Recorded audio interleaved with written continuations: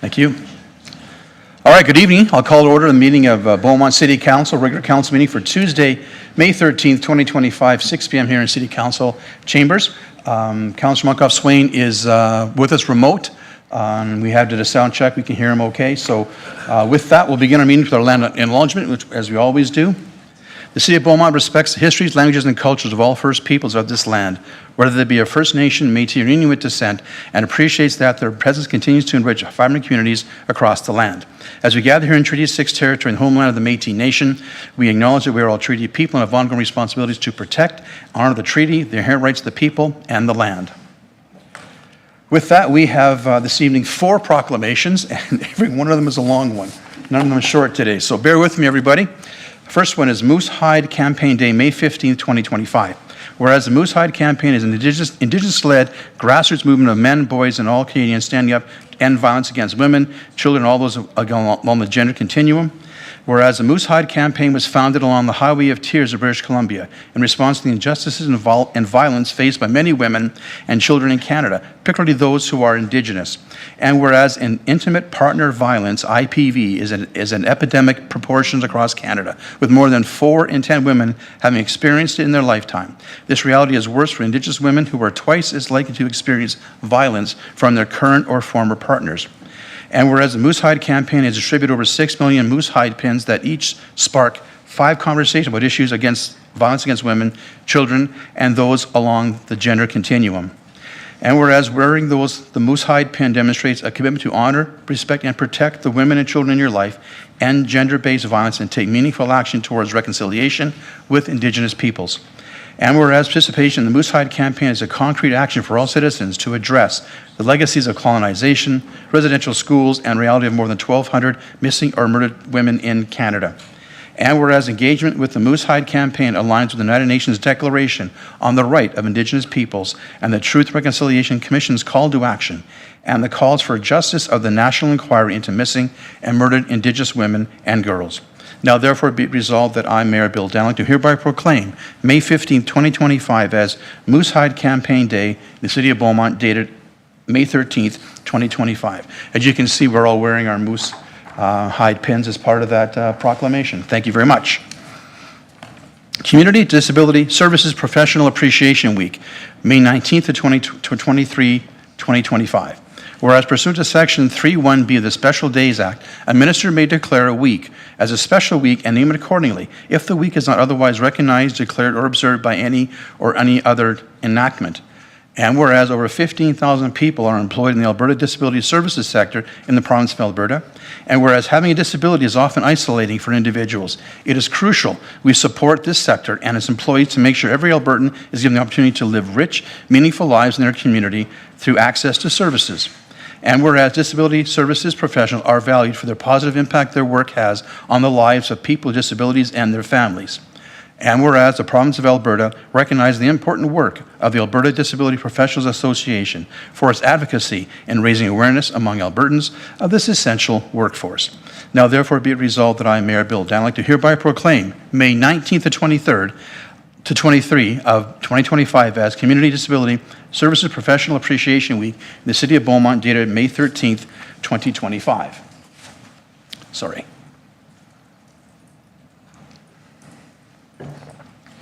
Economic Development Week, May 12th to 16th, 2025. Whereas International Economic Development Council is the largest professional organization dedicated to serving economic developers worldwide. And whereas more than 50 years, Economic Developers Alberta has been Alberta's leading economic development network, committed to advancing the profession through resources, training, and networking opportunities.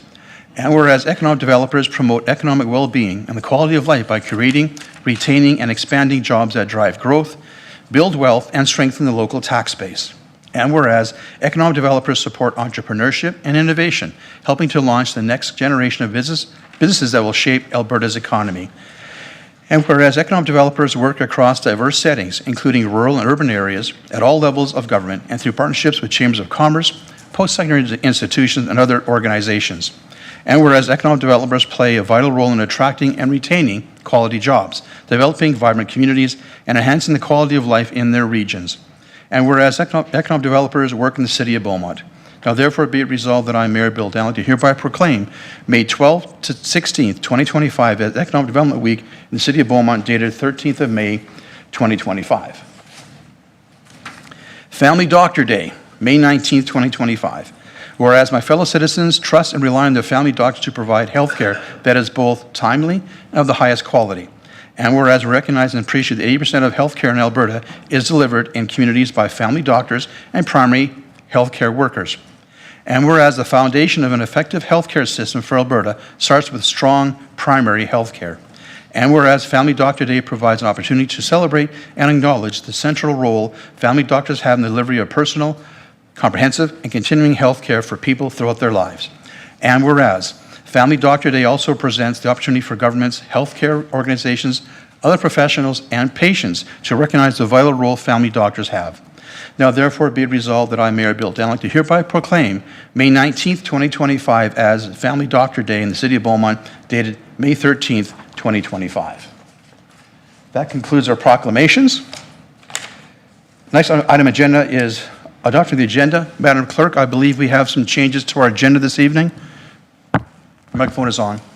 Thank you, Mayor. Yes, we do have some changes. Just give me a moment while I put that up on the screen. No problem.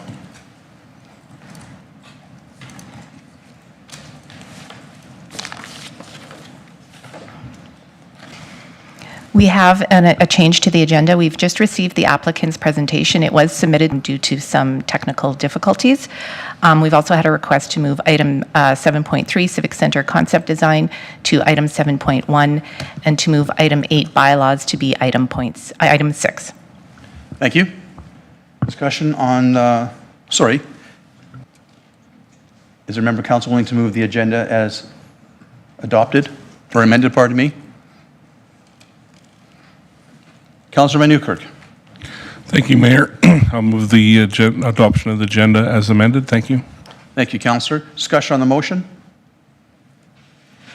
Seeing none, would you please initiate the voting process? Councillor Monkoff-Swain, how do you vote? In favor. Thank you, Councillor. That carries unanimously. 7-0 in favor of the amended agenda. Thank you. Next agenda is open forum. Madam Clerk, any open forum guests this evening? No, we have no open forum registrations. Thank you, Madam Clerk. Next on our agenda is the consent agenda. Madam Clerk, you put the consent agenda on the screen. Any changes to the consent agenda from members of council? There's one item on consent, which is the minutes of the previous meeting. Seeing none, Councillor Barnhart, would you care to make that motion? Yes, I would be pleased to do that. That council consent to approve the following agenda items without debate. 5.1, regular council meeting minutes from May 6th, 2025, and that council accept the minutes of the May 6th regular council meeting as presented. Thank you, Councillor. Any discussion on the motion? Seeing none, would you please initiate the voting process on the consent agenda? Councillor Monkoff-Swain, how do you vote? In favor. Thank you. Thank you, Council. That carries unanimously. 7-0 in favor. Sorry, Steve, is there an issue? I'm in favor, Mayor. My Yep. voting is not responding or working here. So I see it flashing, but it's flashing green, so I took that as a yes. yeah, so I am a yes, but there's a malfunction at the junction here. So Okay. Remind me then to make sure I take that into account when we have the votes, please, for the balance of the evening. Thank you, Council. Give me 1 second. My screen just went blank on me, too. Hang on a minute. Sorry.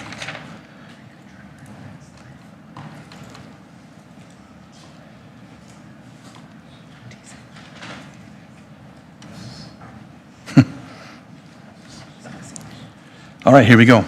Thank you. With the change in our agenda structure this evening, we're going to move. The next item is item 8.1, Bylaw 1070-25, Land Use Bylaw, amending Bylaw, IN District, third reading. Procedurally speaking, Councillor McCook and I were absent at the previous meeting when this bylaw had its public hearing and second reading. Under the rules of government, we're not allowed to participate in any way or form at third reading, and with that, I'll have to relinquish the chair to Councillor Penrod, Deputy Mayor, to take over and handle this one part of our agenda. We'll come back in when this item has been dealt with.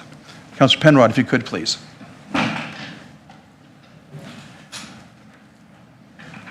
Microphone's on.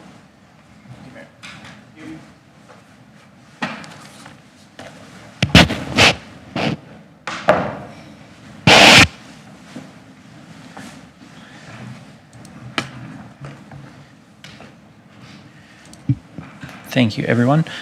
Madam Clerk, do you have instructions for us further, or do you want to just reiterate the rules of our procedure at this point?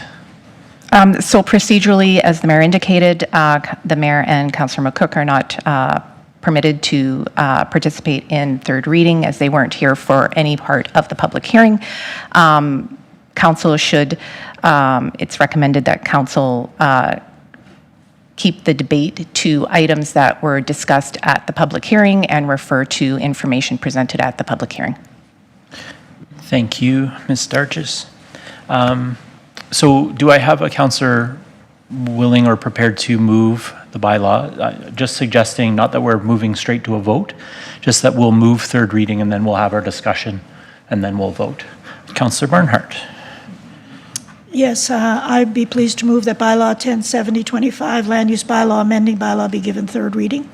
Thank you, Councillor. And being that you moved the motion, would you like to take the opportunity to speak to the motion? I don't have a lot to say that I haven't already said. We've heard quite a few very strong opinions on this particular bylaw. And what I maintain is that we need to have balance in our planning, and our neighborhoods really do need to be open to new ideas. I don't think that these changes will change all of our neighborhoods. It's certainly not designed that way. I think it's a very limited change, but I do believe that it is allowing for diversity in housing options, and I believe that to be consistent with our vision for the future in Beaumont. So I will leave it at that and let my colleagues chime in. Thank you, Councillor Barnhart. I'm not seeing anyone queued up, but are we still having a bit of a malfunction with your speaking pad, or is your microphone working, Councillor Van Newkirk? Okay. Is there anybody that's prepared to speak, or are we ready to vote? Councillor Van Newkirk. Yeah, thank you. I won't reiterate anything that I said at second reading, and I don't have anything more to add for comments or debate, so thank you. Okay, thank you, Councillor Van Newkirk. Councillor Monkoff-Swain, do you have any comments that you'd like to make this evening? Yeah, thank you. Am I coming through okay? Can you hear me all right? It's a little quiet, so if you could speak up as best you can, we'd appreciate it. Yeah, so just thanks for the additional time to consider, but I've got nothing more to add and prepared to vote. Thank you, Councillor. Councillor Natellenbos. Perfect. Thank you, Councillor Penrod. Yes, first of all, thank you everyone for the additional time to review all the information that was provided. I do have a couple notes. Some of it is obviously reiterating what I had mentioned before, as well as after being able to review that additional information in greater detail. Was obviously able to better consume it and provide some points here. So I think the first question that we should all ask is, what are we really trying to achieve? I know that there's some token words that have been thrown out, like affordability and diversity, but then on the other hand, there's discussions that the change is so minimal that it won't necessarily have a big impact. So just determining when we use token words like this to either benefit what we're trying to explain or not, I think it's important we consider that.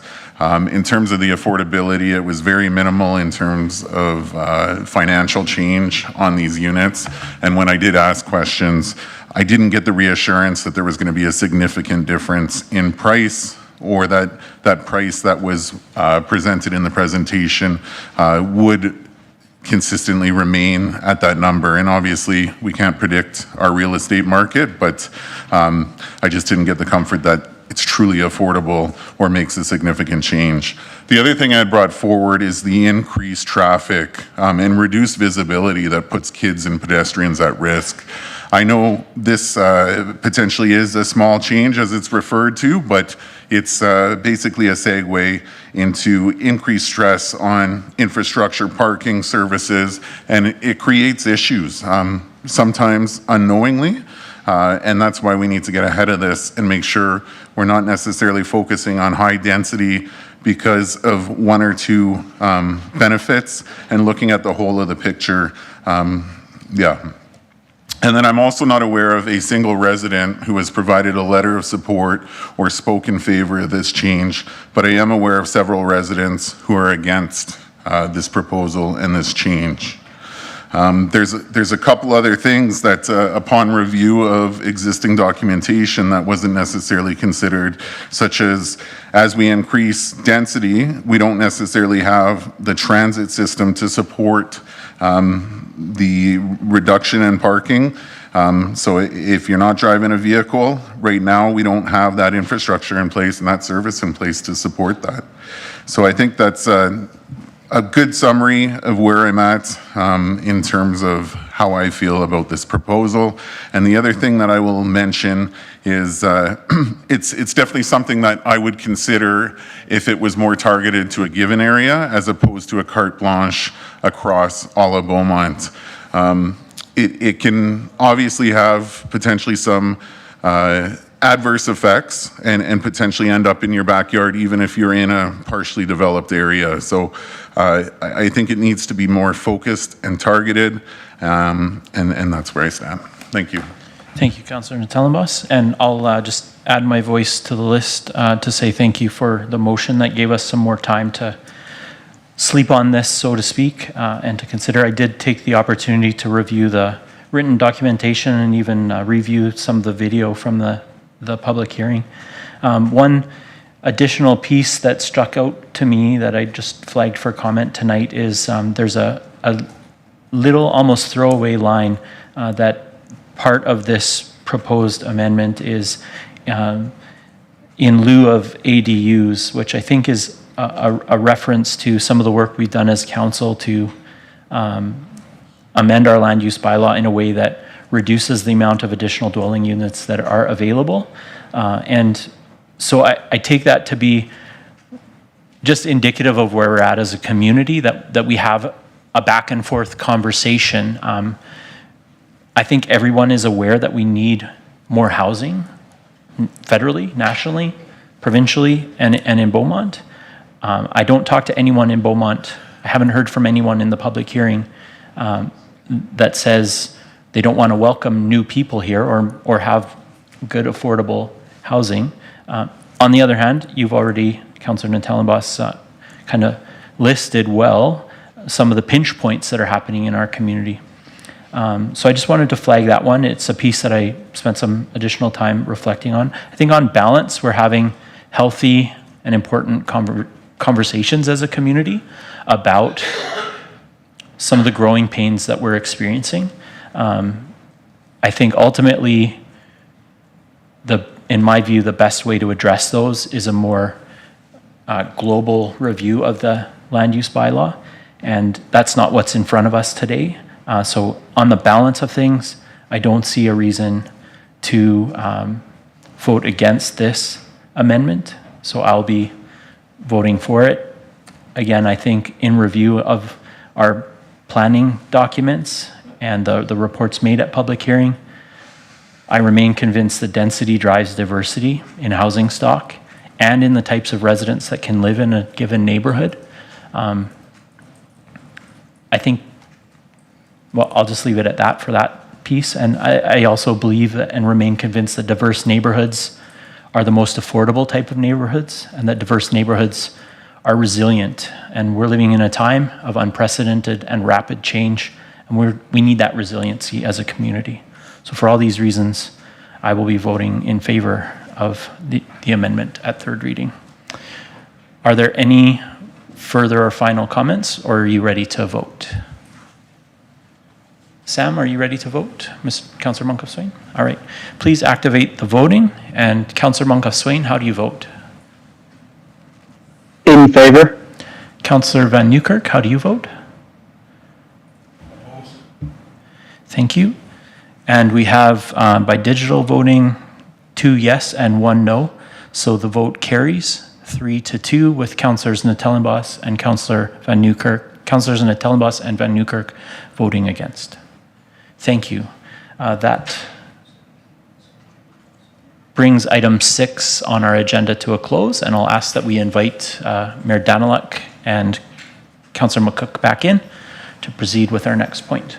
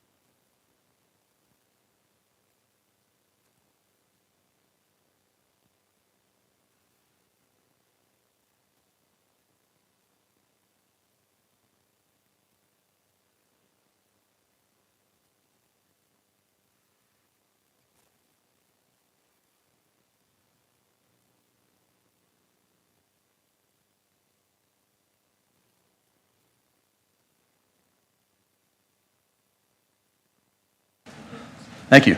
That felt rather odd going to the penalty box or the corner when I was a kid growing up, go to the corner. It's kind of what it felt like. It was kind of weird. Okay, continue our agenda then. On to the next item is now we're going to be continuing with 6.1 and 6.2 and 6.3. These are the 3 bylaws that has to do with our Azure school site, and they are integrated with each other, and we'll be going through all 3 public hearings together. And then when we come to the public hearing, we'll be going through each bylaw individually for second and third reading. So, Madam Clerk, with that, would you please begin, walk us through the public hearing process, those people in the room, and I'll take over, and we'll, when you're done, we'll move this along. When you're ready, please. Thank you. Thank you, Mayor. Welcome to the May 13th, 2025 City of Beaumont public hearings for Bylaw 1077-25 Municipal Development Plan Amendment Azure School Site, Bylaw 1076-25 Azure Area Structure Plan Amendment, and Bylaw 1078-25 Azure Land Use Bylaw Amending Bylaw. Public hearings are an opportunity to speak to Council on advertised bylaws or certain resolutions. I'll spend a few moments providing an overview of the public hearing process. We have been accepting written submissions in the weeks preceding the public hearing. The deadline for written submissions was noon on May 12th, 2025. All written submissions received by the deadline have been we have not received any written submissions within the deadline. Registration to present at the public hearing by electronic means was required by 4 o'clock on May 12th, 2025, and registration to present in person is permitted in advance of the public hearing or at the public hearing. Currently, we do not have any registered speakers for today's public hearing and do not have anyone participating by electronic means except for Councillor Monkhoff-Swain. The procedure for public hearings is as follows. Administration will first make a presentation, and then Council will be invited to ask questions for clarification. Next, the applicants will make a presentation and be available to answer questions from Council. And then finally, members of the public who are not registered to speak and are present today will be invited to make their respective presentations. If anyone here has not yet registered to speak, please raise your hand and we will add you to the list of presenters. I see no hands. Council will first hear from those, since we have no presenters, I'll just move on to the next points. We just ask the applicant when it is their time that they remain at the microphone once they're done presenting, as Council may ask questions following their presentation. Once Council has heard all the presentations, the public hearing will be closed and the regular session of Council will reconvene so that Council may decide on the matters. Finally, all of the City's public hearings are recorded as a webcast, which will be made available for viewing on the City's website. Thank you, Mayor Daniluk. Thank you, Madam Clerk. And be presenting on all 3 of the bylaws in her presentation. after which we'll have any questions from council, any clarifying questions, and move on to the public hearing after that point. So, Ms. Tarnowski, the floor is yours. Thank you, Mayor Daniluk and Council. I'm Katrina Tarnowski, representing Long Range Planning. This evening's presentation follows my 1076-25, 1077-25, and 1078-25, all dealing with land development applications in the Azure neighborhood. 3 applications have been submitted concurrently by Select Engineering Consultants on behalf of Beaumont Lakeview Development LP, care of Avilia Developments. The images on the slide show you how the applications fit together at different levels of city policy. The applicant's proposal is to amend land uses to accommodate a joint high school site in the Azure neighborhood. This requires changes at both the city-wide municipal development plan level and the neighborhood scale area structure plan level. It also requires an amendment to the land use bylaw by means of redistricting 7 different smaller sites within Azure to conventional neighborhood, integrated neighborhood, or commercial districts. The amendment area is located south of the Triumph Estates neighborhood and east of the Beauval and Beaumont Lakes neighborhoods. It's bounded by Highway 625 on the south and Range Road 241 on the east, which also represents the municipal boundary. Much of the surrounding land is still under agricultural cultivation, though low and medium density residential development has taken place to the north and west. To the south of this area is the recently approved Innovation Park area structure plan. The north portion of the Azure neighborhood itself has started to develop, with 323 lots subdivided and registered so far, consisting of single, semi, and multi-attached residential lots, a commercial parcel, and an interim stormwater management facility. Here's a shot of the subject site from Range Road 241 looking southwest. Most of the site remains undeveloped, but in the distance you can see some early development of low-density residential housing taking place in Azure.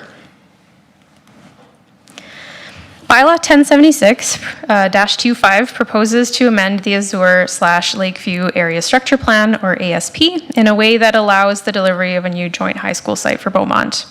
A larger school site needed to be accommodated, so certain reconfigurations to the land uses in the undeveloped portion of the neighborhood became necessary. The applicant has proposed to do the following: to convert one high-density residential site into a medium-density residential site, convert and relocate the mixed-use area in the southwest to a commercial area on the corner of Highway 625 and Range Road 241, remove the reverse housing land use, slightly reconfigure other municipal reserve lands, and realign collector and local roadways in the southern portion of the plan area. Additionally, the developer has proposed removing the name Lakeview from the southern half of the plan area so that the plan name would now be the Azure ASP. The plan proposes a rebalancing of the types of residential lands that results in an overall decrease in residential area of about 4.69 hectares, with the largest reduction being in the high-density residential category. The plan's density is then also reduced by 1 dwelling unit per net residential hectare to the minimum required by Beaumont's MDP. Much of these lands have been instead allocated to municipal reserve. There is a small increase in employment lands, though the mixed-use category has been eliminated. The applicant submitted a transportation impact analysis in support of the ASP amendment that has been reviewed and accepted by administration. We asked the applicant to ensure that, due to the proposed size and regional nature of the 2 high schools that are being accommodated in Azure, that the TIA factor in the impact that school trips would have on traffic, mainly during the AM peak period. The study demonstrated that the proposed roadway system could accommodate projected volumes at an acceptable level of service. Stop-controlled intersections are used within the transportation network, with 2 all-way stops proposed at the 2 collector intersections on the west side of the school site. At the intersections with Range Road 241, which is an arterial roadway, signalization is not anticipated to be warranted within a 20-year timeframe. However, this upgrade is a long-term option that may align with the ultimate widening of Range Road 241. The ASP proposes to expand municipal reserve lands from 7.96 hectares to 11.94 hectares, resulting in a 50% increase in this category. Most of the additional area was allotted to enlarging the school site to meet provincial requirements for high schools, while also providing space for playing fields that will serve both students and the wider community as a public recreation space. A 0.26 hectare tree stand that was included in the southwest portion of the existing ASP has been removed in the proposed development concept. However, the developer will be retaining ecological value and wildlife movement in the plan via the semi-natural habitat provided by the stormwater management facility. And that's located in close proximity to similar facilities in Beaumont Lakes, Beauval, and Triumph Estates. The plan also reworks the active transportation network to ensure that Azure has connected trails and linear parks that will link the stormwater management facility with the school site and commercial destinations in the neighborhood. With the changes proposed to the ASP, certain changes are also required to ensure that it aligns with the Municipal Development Plan, or MDP. Bylaw 1077-25, the application to amend the MDP includes introducing the commercial land use character area in the southeast, removing the community commercial / employment center character area, adjusting the configuration of the institution / public facilities character area to accommodate the school site, and adjusting the parks and open space character area to better align with the proposed stormwater management facility. The biggest change is replacing the community commercial / employment center character area in the southwest with the commercial character area in the southeast. Both of these categories are used for local employment areas, but the former is typically used for intentional mixed-use developments with medium to high-density residential integrated and meant as a community focal point. Commercial areas, on the other hand, are geared towards prioritizing vehicular access via proximity to major roadways so that conflicts are reduced. Overall, the changes generally retain the planning intent for the Azure neighborhood initially set out in the MDP. Azure will still be able to deliver on the minimum greenfield density of 35 dwelling units per net residential hectare, and on the MDP policy goals of integrating residential developments with local services and amenities and providing diverse housing options. The land use bylaw is the tool by which we implement plans on the ground by permitting or restricting certain types of development. Bylaw 1078-25 then deals with redistrictings that are required to facilitate the Azure ASP and MDP amendments. There are 7 redistricting areas. 2 of these represent a change from conventional neighborhood district to commercial district, which would change the development intent from residential to commercial uses. The north area on the map represents a property line correction to correspond with the approved subdivision in the area, and the south area represents the location at which the new commercial site is planned. 4 redistricting areas are an amendment from conventional neighborhood district to integrated neighborhood district. The triangular area in the north is another property line correction that accommodates updated lots on a local road, and the other 3 areas correlate with locations intended for low, medium, and high density development. Integrated neighborhood district is a slightly more flexible district for greenfield areas, with the main differences being a requirement for 40% of the developable area to have rear lanes, a narrower minimum lot width, so 4.9 meters instead of 6, and a maximum height of 4 stories versus 2.5 in conventional neighborhood. Dwelling units per lot remains at a maximum of 2, though areas the ASP designates as medium or high density may be developed to the allowable density in the plan. Finally, there is 1 redistricting area going from commercial district to integrated neighborhood district. This represents the mixed-use area being removed from the plan and reallocated to low and low/medium density residential. Circulation of the 3 applications was done together following initial submission of the application in December. Letters and emails were sent with a 4-week circulation period in February to March to affected landowners within a 100-meter radius, to impacted agencies, and to internal city departments. Since first reading of all 3 bylaws in April, administration has placed advertisements for the public hearings in the April 25th edition of the Beaumont News, as per the updated public notification bylaw.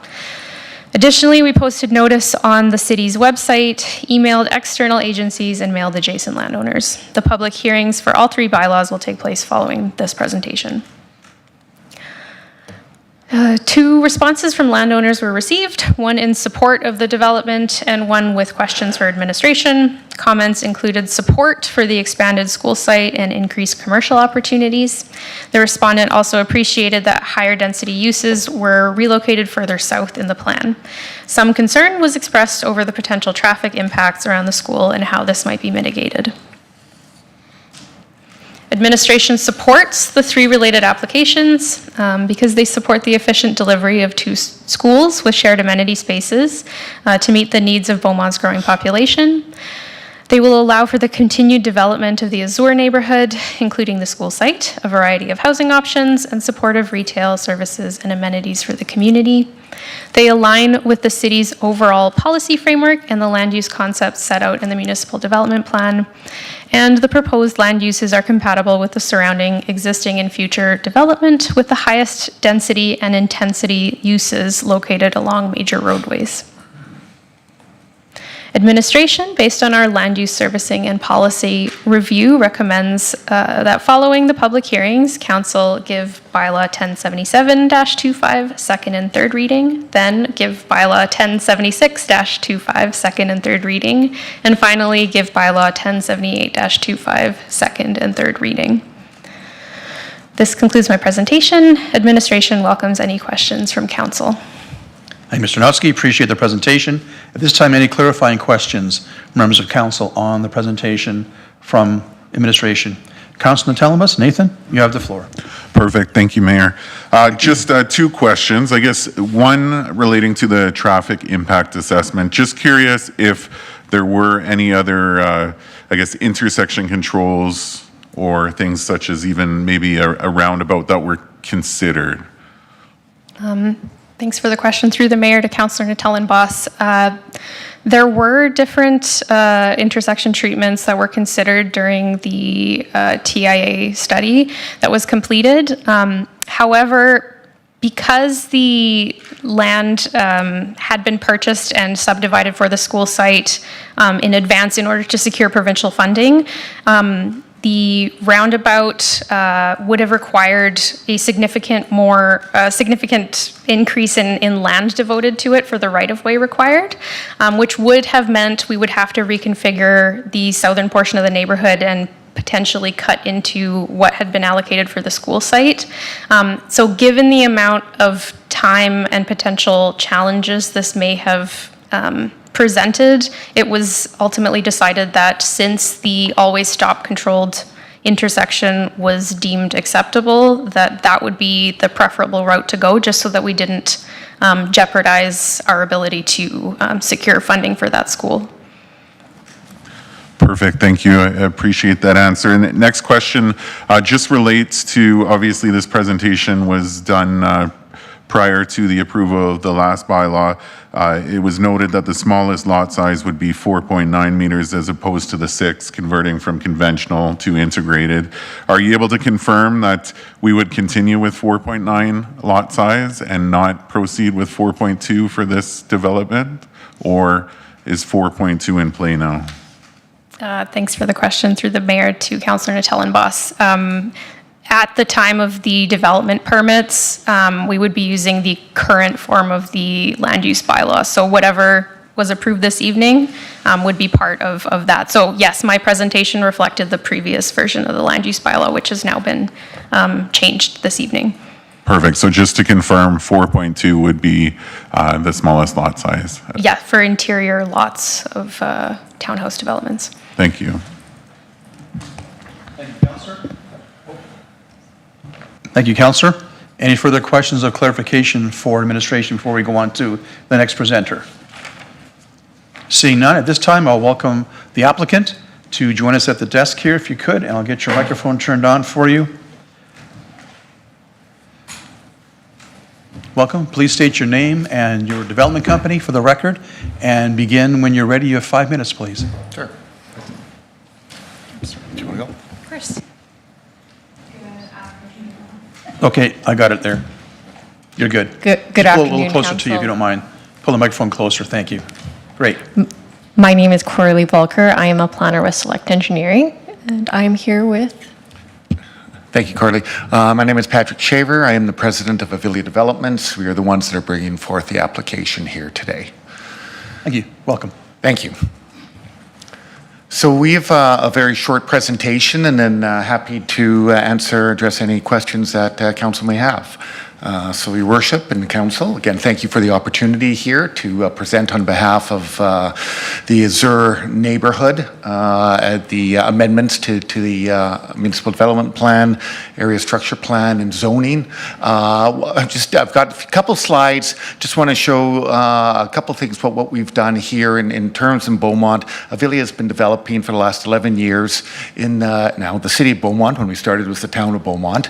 Our first development was Forest Heights, so that's just to the north of this site. So it's north of Azure is Triumph, and north of that's Forest Heights. So we just show a few pictures, and the reason we do this is just to illustrate the type of developments that we do. We've heard already from council, or I have, about diversification, and so you see on these homes right there that we have done, where we have some larger homes, we have some smaller homes, we have some duplex homes, as well as we take pride in the green areas that we have, the features and amenities that we have around public spaces. Next slide, thanks. So Azure, as indicated by administration, the north half of Azure, we've already commenced development on it. And again, as you will see, we have a diversity of types of homes and stuff. To the top, there's just a picture called the Cove there, cul-de-sac there with very large lots, walkouts, walking onto Storm Pond. At the bottom left there, you see duplex lots, and towards the right, we have single-family homes. Again, just some of the amenity features that we're constructing right there shows what we'll be doing in terms of, again, amenities and public spaces adjacent to the Storm Pond and the whole trail connection. And so the third slide right here is really what we're on the south part, south 80 there, what we're talking about. And then just to give a little bit of potential visualization for what you'll be seeing and what we'll be bringing forth. Again, you've got some single family homes with front attached garages. In the middle, you've got some commercials. So as administration had mentioned, we moved a mixed use from the interior towards the corner of the highway and Range Road 241. Better access, and because of the way that the demographics and everything work, a more strict commercial site is more apt to this type of development. There is in the plan to achieve the minimum density in Beaumont, we have to do some multifamily sites. So again, just a little rendering at the top of what it might look like.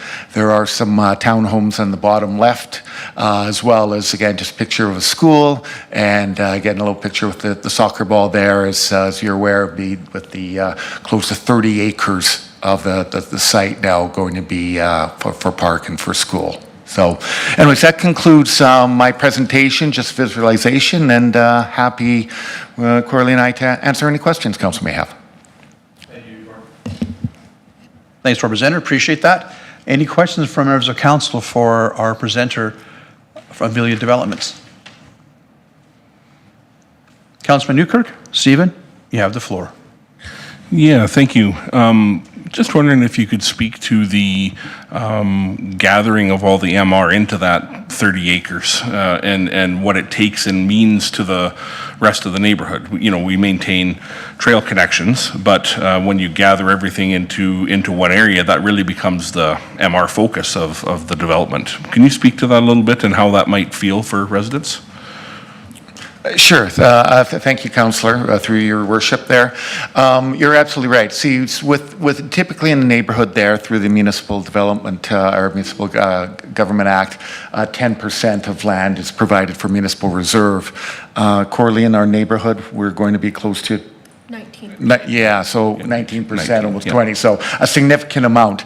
And you're right, sometimes it's a combination of school sites, sometimes of smaller parks, pocket parks, natural areas, as well as trails, linear trails. So in order to accommodate the two high schools, and again, working with administration and stuff, we're almost double the amount of green space that the community has. And you're right, we have concentrated it. One nice thing about it is concentrated kind of in the center. So it is accessible from almost everyone in the community. And the plan that administration has shown, we have a number of linear paths and trails that connect to this green space with our storm pond. And there's a number of wonderful trails and other ponds, again, as administration has identified in the southeast area of the city here, that connects and spreads out to other areas. So as much as, yes, it is concentrated in there, the idea is that it's so large and the access is good because of both the trails and the road network that we've planned for this, that it should be accessible to everyone. Yeah, I think that's great. Thank you. Thank you, Councillor. Seeing no further questions for our presenter. Thank you for joining us. Appreciate that. Thank you so much. All right, next in our proceeding in this public hearing, we have heard from administration and from the applicant. Next, members of the public. No one registered their hands before, but I will ask the question for procedural. Is anybody from in the audience willing to or wanting to speak in favor of the bylaw? In favor with an exception. I'll take that as a no. Do you wish to speak? Yes. Okay, let's make an accommodation, please. Would you please join us at the table? And please state your name for the record. And you have 5 minutes to present, please. Your microphone is on. My name's Lauren DeGraff. I actually reside in Dansborough community. I know there's been discussion there with regards to mixed-use development. One thing of concern that I did have on here, like I will agree, it's great to get the extra land to be able to use for school site, stuff like that. I'm not disputing that. It's just saying that the goals for the community of a whole is to help increase densification in a constructive way. When I look at some of the numbers on here, immediately residential and the increase also within the commercial. Now, my question, I guess, for the developers would be, why maybe was mixed use not necessarily considered? I noticed it was totally struck in here as being able to present an option to be able to retain those residents. It's about 383 residents less on this proposed development, and there are ways to be able to mitigate that. I know the areas that have been identified, definitely with the commercial being right towards the edge, is also kind of the area where you could be able to implement some new or unique mixed-use areas that might be able to complement. The biggest thing is that when you have school sites that come in, a lot of the young families can't afford the single-family dwellings. Rental units are a key factor in their decision as to where they're going to be able to have their kids go to school.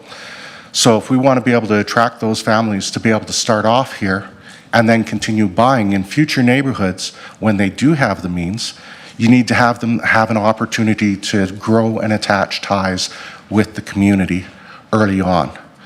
If you only provide the ability for them to just, if they have the means to purchase, you're going to run into a scenario where you're going to miss a certain segment of your population that you want to attract. That's pretty much the only comment I wanted to make with regards to this proposal. Like I said, it's nice to see the extra land use being put towards for the school. The question just is the commercial development typically is low-rise commercial, uses a lot of land when that could be used in other ways instead of just meeting our bare minimum as to what our goal is. Thank you. Thank you very much. Seeing no further people, the members of the public willing to speak in favor of Mr. Colesmith. All right, we'll make another accommodation, but gentlemen, we did ask when you guys are sitting if you wanted to present or not. So another accommodation. Mr. Colesmith, please introduce yourself for the record. You have 5 minutes, sir. Thank you. My name is Anthony Colesmith. I live in Forest Heights, just north of this. And you're speaking in favor of the bylaw? I'm speaking in favor. Thank you. It I wanted an opportunity to come and speak in favor of something here at council. I feel like I'm always opposed. But looking at this planned development, I like the large space. That section of town is, I would say, underserved with parks. This will address that. The commercial space that's being offered, again, the entire east side of town, I'd say, is again underserved by commercial spaces, and we do need more commercial in the city, so I'm in favor of that. And I do like that everything is laid out, and it's not just cramming everything in. There's some low density planned in there, and there is high density, but it's in a specific area, and it's all ahead of time, and anybody who buys in is aware of what's going on. And I like the connectivity with the paths. Again, that's something we need more of, and I see the path that runs north-south along the Range Road, and if that gets in, maybe that'll give us a push to finish that last little section there beside the golf course, and then we'd really be connected. So, in favor. Thank you, Mr. Goldsmith. Appreciate that. Seeing no further members of the public willing to speak in favor of the bylaw, anybody members of the public wanting to speak against the bylaw? Seeing none, anybody deem themselves to be affected by the bylaw wishes to speak to it from the public in attendance? Seeing none, thank you. With that, that concludes our public hearing. We will then proceed on with the second and third readings of each of the bylaws, beginning with bylaw 1077-25. Madam Clerk, would you please put second reading on the screen? I'll make it to get the procedure going and ask members of council any questions they may have. So I'll move that bylaw 10 Azure School Site public hearing. Oh, sorry, I'm looking at the wrong thing. I move that bylaw, municipal development plan bylaw, amending bylaw be given second reading. With that, I'll open up to members of council any questions or debate on second reading of bylaw 1077-25. Councilor McCook, Kat, you have the floor. Thank you. Just for admin, can you speak to some of the implications of losing the mixed-use zoning in the area? Ms. Tarnowski, I'll get your mic there for you. There you go. Thank you for the question through the mayor to Councillor McCook. Typically, the loss of, the replacement of mixed use with straight commercial means that commercial will be developed without what we typically call vertically integrated residential. So typically that means apartment style units over top of commercial retail units. As the applicant mentioned, I think when we relocate those uses from within a neighborhood to kind of along the outskirts of the neighborhood, particularly when it's along an arterial roadway and a highway, a straight commercial style development might be more suitable for that type of traffic that it's going to be getting. And will likely perform better than it would if it was located internally. There are different considerations too when we think about urban design for mixed use that's located within a neighborhood versus kind of external to a neighborhood. So the design is geared more towards ensuring accessibility for vehicles versus potentially more of kind of a pedestrian or active transportation connection that would exist within a neighborhood. So those are some of the changes that you might see when you look at the two different types of uses. Okay, thank you for that clarification. Thank you, Councillor. Any further questions, members of council? I can't see on the screen, Sam. Do you have any questions? No questions. Thank you. Councilor Telebus? Nathan, you have the floor. Perfect. Thank you, Mayor. Just running through the numbers on the ASP amendment. Just wondering if administration is able to provide clarity as to how the bylaw before that was passed will affect the dwelling units per net residential hectare for the table that's provided.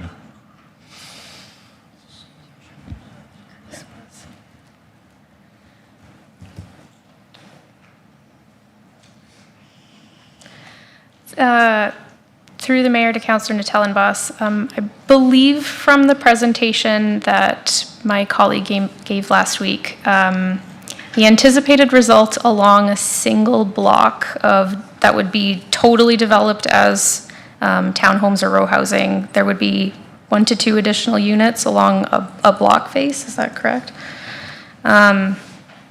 Given what I see from the placement of where townhomes would be allocated within the plan.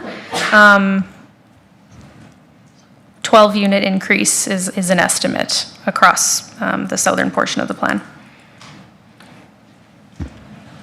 Okay, perfect. Sorry, and I guess just in terms of real estate or surface area, how many hectares would that be for that area you're describing? 32. Sorry, let me just do some really quick math. Thank you, and I apologize to put you on the spot there.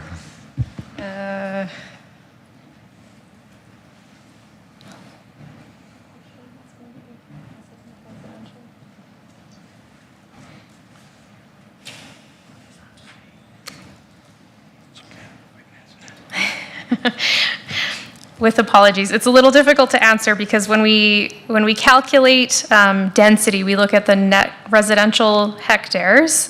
So without knowing the exact proportion of the neighborhood that is considered residential at half, it's very hard to make that call without actually knowing the specific areas of each of the land uses within just one portion of the plan area. Our statistics look at the entire 64 hectares. We're looking at 32, which are differently allocated between north and south. So it's very difficult to kind of just divide it by half and apply it that way. Can answer come at a later time, Councillor? Yeah, that's fine. Thank you. Thank you. Appreciate that accommodation. Any further questions, members of council, on second reading? Seeing none, I'll initiate the voting process on second reading, please.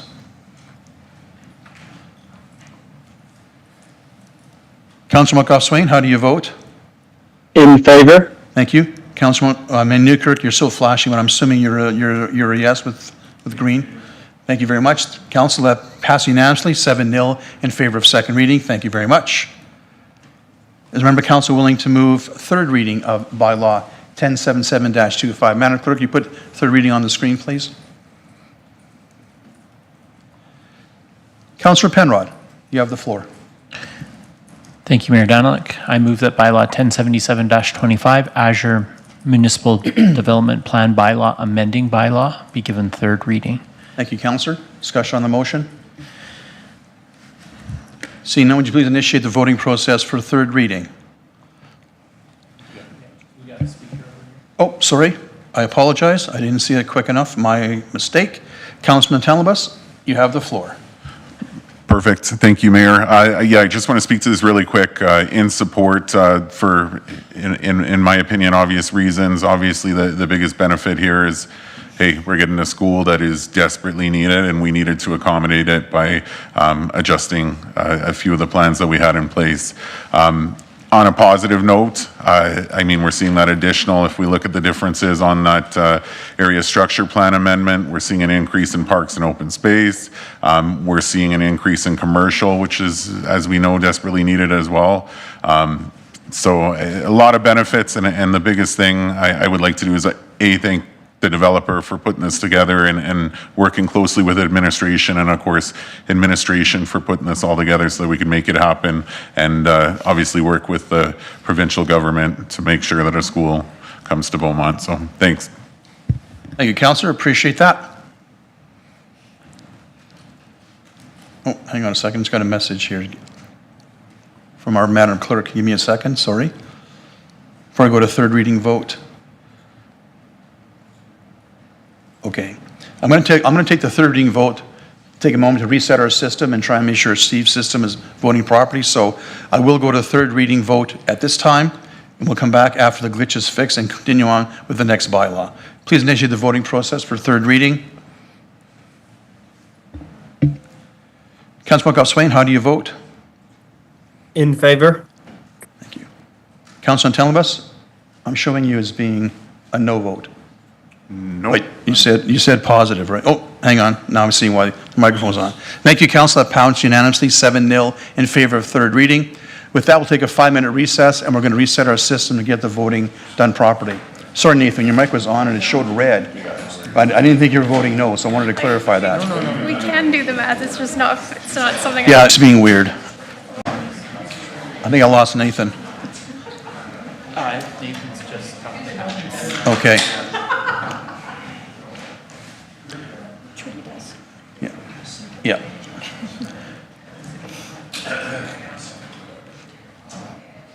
I'll just,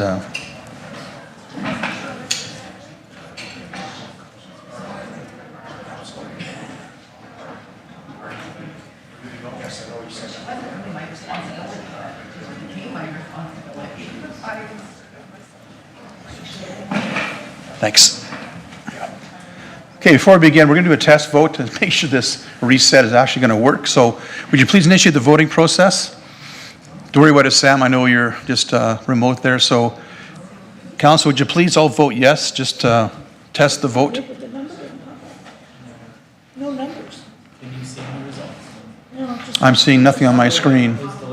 Oh, is it popping up now? Okay, try again. now it's working. Okay, we are golden. It's working. Gotta love technology. All right, perfect. We're back live now. We're live. We're live. Thank you. Next on our agenda is item bylaw 1076-25. Madam Clerk, would you please put 1076-25 second reading on the screen? I'll make it and we'll move things along. Azure Area Structure Plan bylaw, amending bylaw be given second reading. With that, any discussion, members of council, on second reading? Councillor Penrod? Phil, you have the floor. Thanks, Mayor Daniluk. Just a couple quick questions for administration on this one. Page 49 of 163, item 4.1.1, there's mention of need to relax noise restrictions from 55 decibels to 60 decibels. Just wondering what's driving the need for that noise restriction. I went and looked up, because I don't deal with decibels every day, and that shift doesn't seem alarming. It's like the shift from the noise my refrigerator makes to the noise an office building in a kind of ambient setting. So I'm not so worried about the noise, but I do know in Forest Heights there's been some real sensitivity to why that was worthy of mention in the report.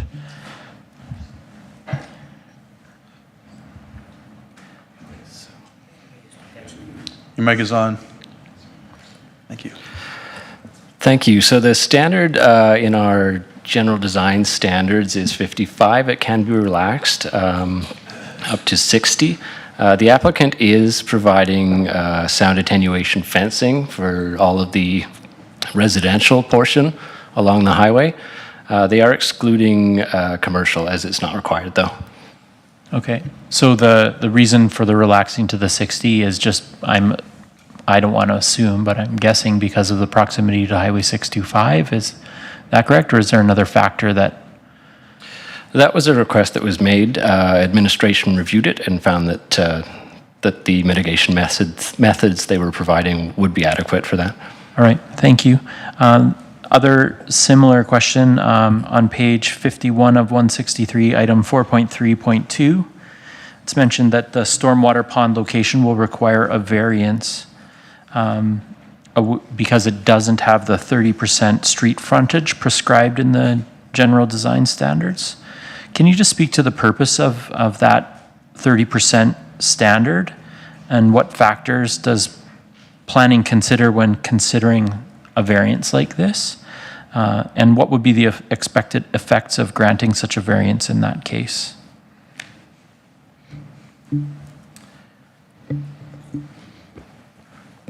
Thank you through the mayor to Councillor Penrod. Variances for stormwater management facility frontage are granted by the infrastructure department through the subdivision process. So more of an infrastructure concern over a planning concern. However, we do weigh in on the decisions that are made when we approve the plans. The current general design standards requires that minimum in order to allow for operations and maintenance of the stormwater management facilities, more easy access to them. That requirement did not exist previously in the general design standards that were in place at the time that the Azure Lakeview ASP was initially adopted, and when the stormwater management facility that has been partially constructed was approved. So we would consider granting a variance in this instance as kind of like a grandfather vehicle because it had been approved and designed under a previous standard. Our standards are now stricter. However, it's very difficult to re-engineer a facility like that afterwards. Yeah, fair comment. Appreciate it. Thanks for answering the question. I know these are a little weedy, these questions, but it does strike me that these are the only opportunities that we get to ask questions about things like variances, and it's allowed. That's not necessarily prescribed, but you can make allowances for it. And so I think when council has the opportunity to ask it, this is the opportunity where we can try to take that to head issues off of the past. So if I'm understanding your explanation correctly, the 30% is more about accessing to service those sites as the city, and it's not thinking about parking or public access to those green spaces or? Through the mayor to Councillor Penrod, that is part of the aspect too. It is desirable to ensure that there is a percentage of the frontage that is visible from the roadway and from sidewalks and pedestrian trails, just for increasing the amenity value to the neighborhood. But again, that's something that has become a stricter standard in the years since this was initially approved. Yeah, thank you. Appreciate it. Thank you, Councillor. Any further questions from members of council on second reading? I don't see your hand up, Sam. You have any questions? Just to make sure I don't miss you. All right, seeing no questions, would you please initiate the voting process for second reading?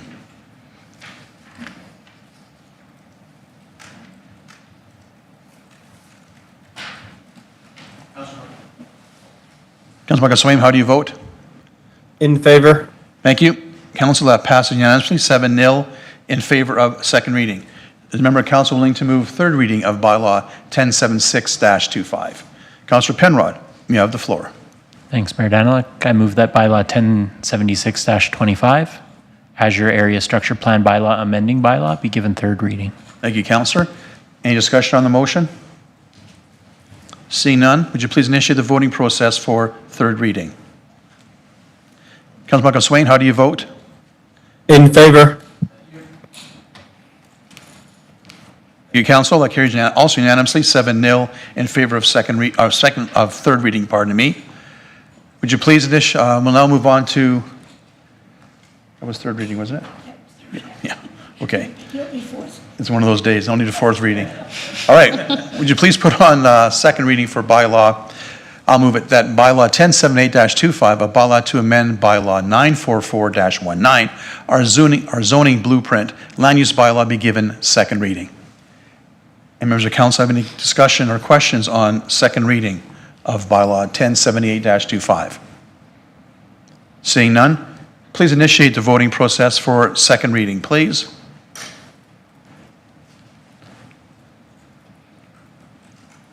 Councilman Goswain, how do you vote? In favor. Thank you, Council. Second reading is passed, 7-0 in favor of second reading. Is a member of council willing to move third reading of the bylaw? Councilor McCook, you have the floor. Thank you, Mayor. I move that bylaw 1078-25, a bylaw to amend bylaw 944-19, our zoning blueprint land use bylaw, be given third reading. Thank you, Councillor. Discussion on the motion from members of council. Sam, any questions? I'm assuming we're good. None from me. Thank you. Would you please initiate voting on third reading, please? Councilor Goswain, how do you vote? In favor. Thank you. Thank you, Council. That passed unanimously. Also 7-0 in favor of third reading. Thank you, Council. Thank you, Administration. Appreciate that. Moving on to 7.1 will be Civic Center Concept Design Estimate. Mr. Lewicki, I believe you'll be presenting this evening, so let me find your microphone for you there. And it's on when you're ready, sir. Please begin. Good evening, Mayor and Council. For those watching remotely and others who may not know me, my name is Aaron Lewicki, Director of Infrastructure for the City of Beaumont. Tonight I will present the estimated cost and scope for the Civic Center concept design that would include City Hall, arts, and library facilities on a suitable parcel of land in Centreville. The scope of work and high-level cost for developing a conceptual design was provided by an external architectural firm with extensive experience with similar projects for municipalities and government agencies across Alberta. The scope of work requires extensive engagement with stakeholders for all elements included as part of the Civic Center.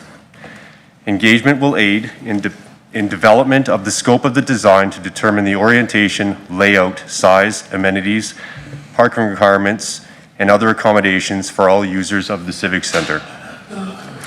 The scope of work will also include a document review, including an update to our Centreville Area Redevelopment Plan, CARP, completion of a needs assessment, development of a conceptual design. This scope of work will ensure the Civic Center meets the needs of the community while also being able to accommodate a reimagined civic precinct from a planning and servicing perspective. The needs assessment, engagement, and development of the concept designs includes the critical update to the Our Centreville Area Redevelopment Plan. It is estimated to take between 12 and 18 months to complete at an approximate high-level cost of $700,000. To reflect on previous work completed, Council has received reports regarding the expansion of the city's arts and library facilities between 2017 and 2022. In 2017, a study and concept design was completed for the library, recommending the expansion of the library and City Hall with an estimated cost of $19 million. In 2022, a report was prepared that provided options utilizing land already owned by the city that introduced an integrated civic campus. The report did not contemplate other upcoming facility or amenity needs, nor the projected growth of the city. Additionally, administration had not evaluated the suitability of the proposed site or other spaces in the Centreville area plan for that type of development. The estimated construction cost for the integrated campus was $60 million. Additionally, Council estimated the Performing Arts Center Steering Committee to identify potential locations and operating models for a future arts center. The committee's recommendations supported the notion of an integrated facility. However, the art space requirements were approximately 40,000 square feet with an expected cost of $30 million for a standalone facility to be city-owned and operated. Administration is advancing 5 key projects to support a comprehensive analysis and provide the best recommendation for both development of the new facilities and their ongoing maintenance.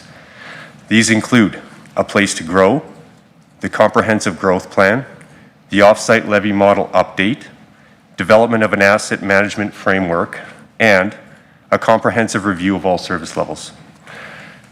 Administration does not recommend proceeding with this project at this time due to several factors, which include 1, competing financial pressures and concerns around reserve balances, 2, lack of resources to complete the work in 2025, and results from a place to grow engagement, which ranks this project as low on the list of nice-to-haves.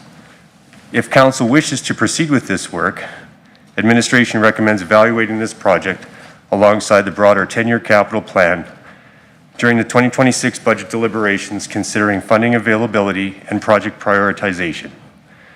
I will now turn it over to Council for any questions. Thank you. Thanks, Mr. Lewicki. Appreciate the presentation. At this time, we'll have the members of Council with any questions they may have. Sam, you want to start with a question? Yeah, that's okay. And again, hopefully you can hear me. Okay, I'm shouting here, so hopefully it's coming through okay. Maybe first, I'd like to move a motion, and then I can speak to it, if that's okay, Mr. Mayor. Procedurally speaking, Madam Clerk, I don't see why not. Can you comment on that? I think you're okay doing that. Yes, Mayor, procedurally, if you have a motion on the floor, you can debate it. Yep, thank you very much. Sam, please proceed. Thank you. I'll wait for the clerk to pull it up. We see it. You see it there? Okay. We do from our end, yep. I don't, but I'll read it out here from my end. So I'll move that $100,000 be allocated from municipal reserves to develop the Civic Center concept drawings for City Hall, childcare, arts, and library facilities, including preliminary renderings and a high-level cost estimate to be brought forward for consideration as part of the 2026 budget deliberations. Thank you, Councillor. Please speak to your motion. Yeah, thanks. So first up, thanks to administration for the background work to pull it in. I'll take us back a little bit here to go forward. So I think everyone sitting up there has heard from the public, particularly from our arts groups. We've heard from the library. We know that City Hall is absolutely jam-packed here, and we've got staff all over the place. And so that the concept of a civic campus has been discussed conceptually, anyway, around our table for quite some time. What this motion is not doing is asking anyone here to vote for or against whether we should have this civic campus or not. What this motion is designed to do is to start that conversation with the public. Respectfully, and maybe I apologize for the way the initial motion was framed for administration, but the response back, the report, the $700,000, the 18 months of time, to me is just overkill. I don't think we need to do that right now. And even as part of that report, it talks a lot about stakeholder engagement. If we ask people again this information, but we've asked time and time again, what type of information are you looking, what type of facilities would you like? We know what the library is going to say. We know what the arts community is going to say. We know from a childcare perspective what that looks like. We know City Hall is there. So going out and asking people again, to me is not needed at this stage. So what my motion is trying to do is to bring some information back and start a conversation. And what this motion does is directs administration to use $100,000 from reserves to go out and effectively engage a consultant. The site location was identified by various groups on where that should be, and just put some renderings together and some high-level cost estimates. That doesn't mean that at budget 2026 we're going to vote whether we should do this or not. It's just to provide enough information to give people and the public a concept of what this civic campus could look like. I'm well aware that there are several competing priorities around here, and we all know them, fire protection, all that sort of stuff on top of that. But I'm not asking for your vote now to choose a civic campus over anything else. What I'm looking for is, I think we owe it to the arts community. I think we owe it to the library, the folks who attend that. We know how small that library is, to at least start that conversation. And $100,000, I think, is reasonable to get a consultant to come in, do a couple of renderings, identify the location, and then identify roughly what this could cost. And yes, it'll be a rough order of magnitude kind of budget, but at least then, once we get that, that's at least a starting point to start going out and engaging the public. If you recall back, and this was before my time, when the previous councils started to look at the BSRC, that expansion, what used to be called Aquafit, it started many years ago. And so my fear, I think that we are going to need this at some point. And my fear is that if we don't start the conversation, we'll never get there. There's always going to be pressures. And so I think we owe it to the various groups who have been asking us to look for an arts facility, to look for a library, to look at that childcare space, and we know what our City Hall looks like and the pressures that are there now. So in my view, I think the only way that we're ever going to be able to do that is a joint site, a civic campus, for lack of a better term. We know there's lots of good examples around there. So I'm seeking council support tonight in favor of this motion to get a consultant to come in and at least start the conversation, get some renderings. It's not going to be the final design, but at least it's going to start the conversation. So that's what I'm looking for, and happy to answer any questions if folks have questions of me on the motion itself. Thank you. Thank you, Councillor. Councillor Barnhart, you have the floor, followed by Councillor Van Newkirk. Thank you very much, Mayor, and thank you, Councillor Moncaf-Swain, for putting that motion forward. My question is actually to the administration, if I could. Mr. Lewicki, if this motion were to pass and there was $100,000 allocated to bring this forward at budget time, what would council see at budget time? How much could you do for $100,000? Through the mayor to Councillor Barnhart, basically, as the motion indicates, we could provide some renderings based on the engagement feedback provided in the performing arts report, and I know the library has some information we can go off of.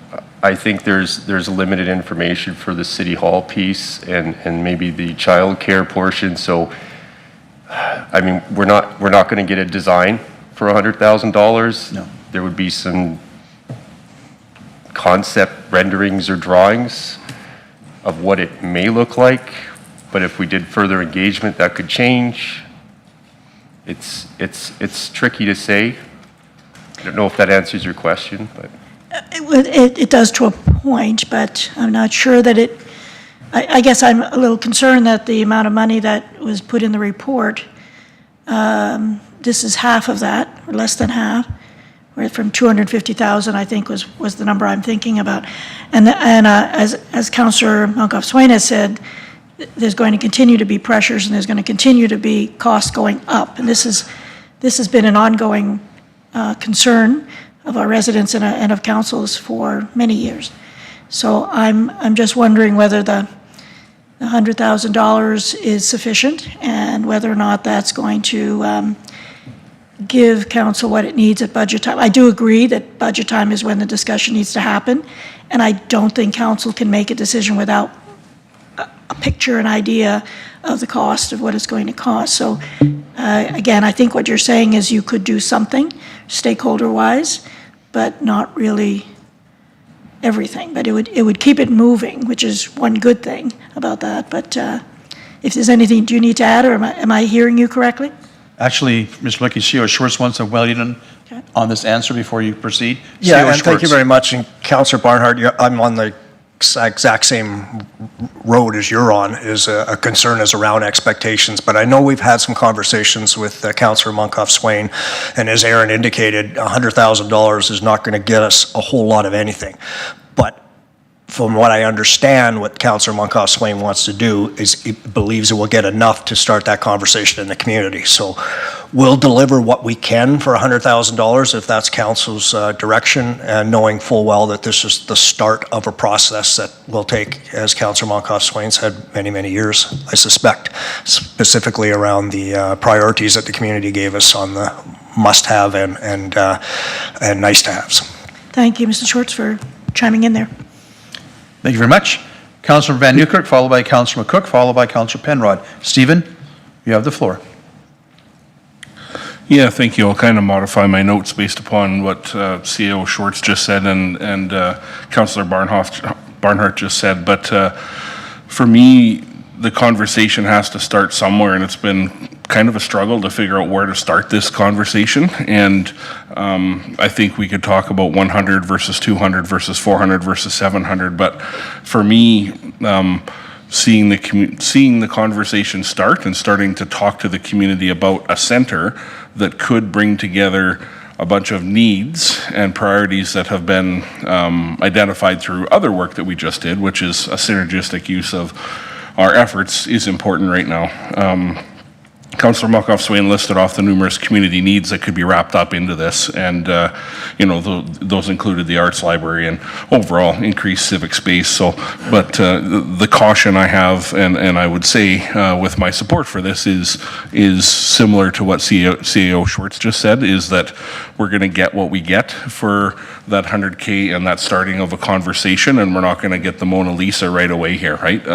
This is the start of a community conversation around what could a wrapped up civic space that includes multiple features to it, what could that look like in the community? Well, by the time we're done, it might end up looking completely different and being in another spot, but if we don't start the conversation now, when's it going to start? So that's what I have to say on this one, and I'm happy to support the motion as it's presented. Thank you. Thank you, Councillor. I'll go to Councillor McCook, followed by Councillor Penrod, and I'll loop back to Monkoff-Swain unless Nathan has a comment. I'll give you a chance to think about that. And you do. You're the third in line. Councillor McCook, you have the floor. Thank you. I don't think that there's much left to be said. I agree with my fellow councillors. I think we're very aware of the real space constraints that we're facing. We have a need for an arts facility. The challenges our library continues to experience, as it's also a highly used facility and community asset. And our city hall has, we have employees all over the city. And to Councillor Monkoff Swain and Councillor Van Nieuwkerk's points, we have to figure out a path forward at some point, and we have to start to move the needle on this discussion. I think just having this amount to be able to go out and really start that discussion with the community, so people understand competing priorities, financial pressures, but also the fact that these are things that will eventually need to happen, especially as we continue to grow. And then that way our community can understand the reasoning behind decisions and what is needed. I think just starting this conversation there is important. I don't know that the broader community is necessarily aware of some of these space constraints and stuff, so I think that will be important just to start there and to have that back and forth conversation and some input from the community regarding that. The need is clear, and to Councillor Monkoff Swain's point with the Aquafit Center, you know, you start these conversations long time before you actually get to moving forward on something, so we actually have to start having the conversation. So I will support this. Thank you, Councillor. Councillor Penrod. Phil, you have the floor. Thank you, Mayor. So again, I'll try to be disciplined and not reiterate things that have been said. I have a question for Ms. Morrison. Could you just speak to the risk associated with, if we go forward with this motion, it's asking for money from reserves. Every yes we make is a no we also make, and so could you just speak to that aspect of this decision? Ms. Morrison. Yes, thank you, through the mayor, to Councillor Penrod. Thank you very much for that question. If you recall, through last year's budget process, we dwindled our reserves, particularly financial stabilization and pay-as-you-go, to almost nothing. So it is likely that this $100,000 will come from one of our renewal reserves. So it would mean pushing off of a facility repair or something to that effect.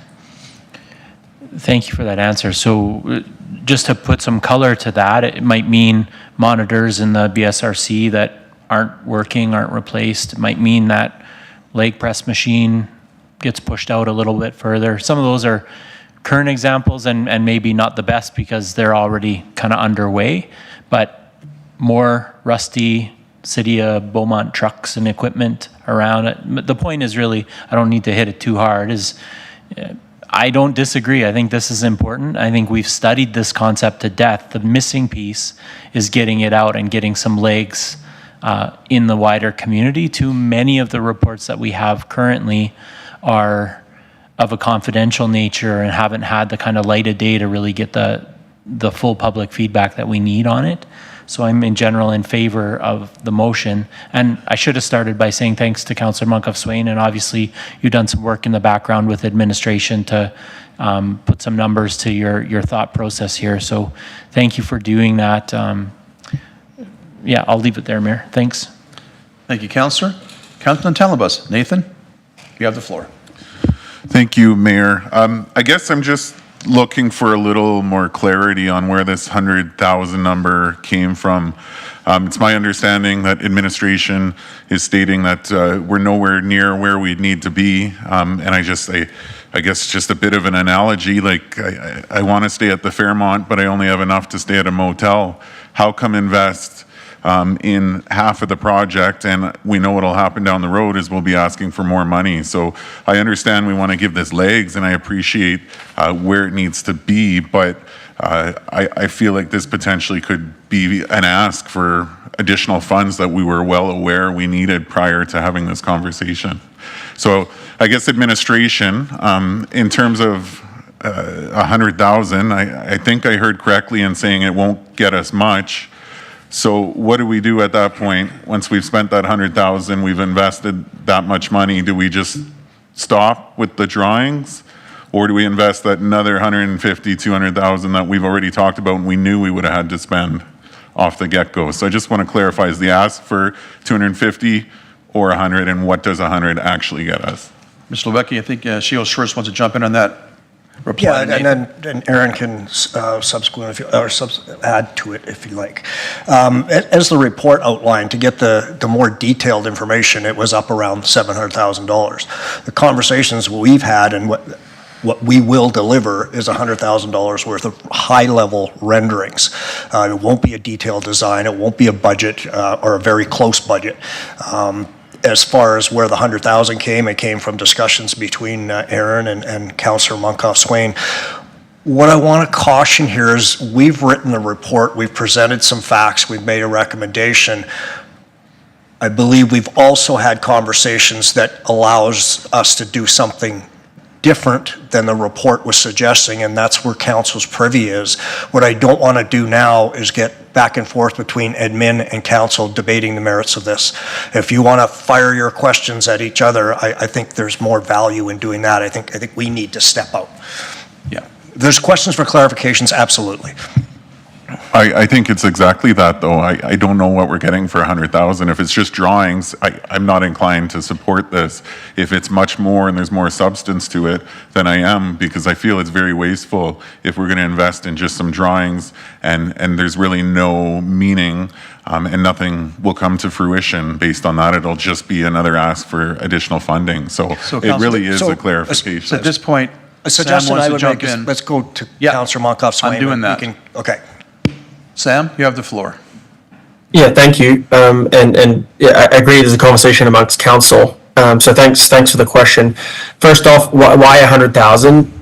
Personally, I think it's fiscally prudent, fiscally responsible to go this path instead of jumping straight to the full 700,000.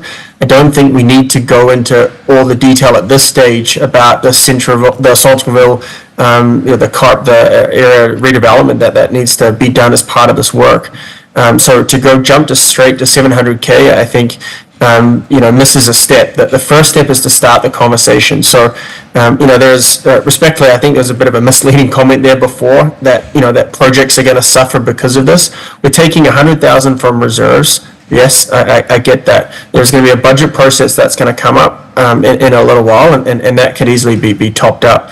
What we are getting here, what we're going to ask for is some renderings that are going to start the conversation. Will there be additional work that needs to happen? Absolutely. But I don't want to spend that additional $600,000 now without knowing. I want to go out and I want council to be able to go out and say, here's where this civic campus could look like. Here's roughly how much it would cost. Are we completely out to lunch here? Is this not worth us investing any more money, or should we go down this path? Based on that engagement, once we've got those initial renderings, then the council of the day will have the choice. Okay, maybe we should kick in a little bit more money to do all that work. But to come out and do $700,000 right away without even talking to the community about where this is going to be, what it might look like, I think is the wrong approach. So yes, it's going to cost money to assess this. What this motion is doing is putting it in stages. And so $100,000 is going to be plenty to get a good high-level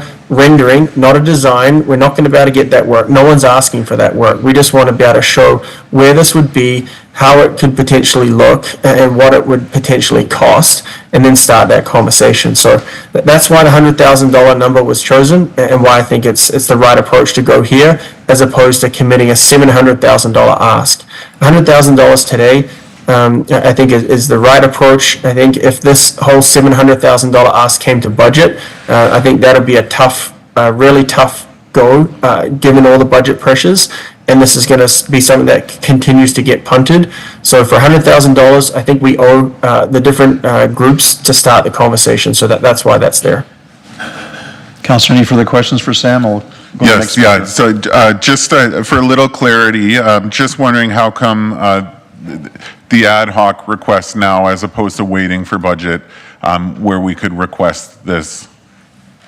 Yeah, good question. So if I'll take you back to the report which speaks about how we went through this process. So I wanted to do this last budget, right, and have this conversation at the last budget, but the recommendation was don't go now and put all this money in. You need to go and find out how much this would actually cost. So that's why there was an initial motion passed at budget on November 27th that asked admin to bring this report back.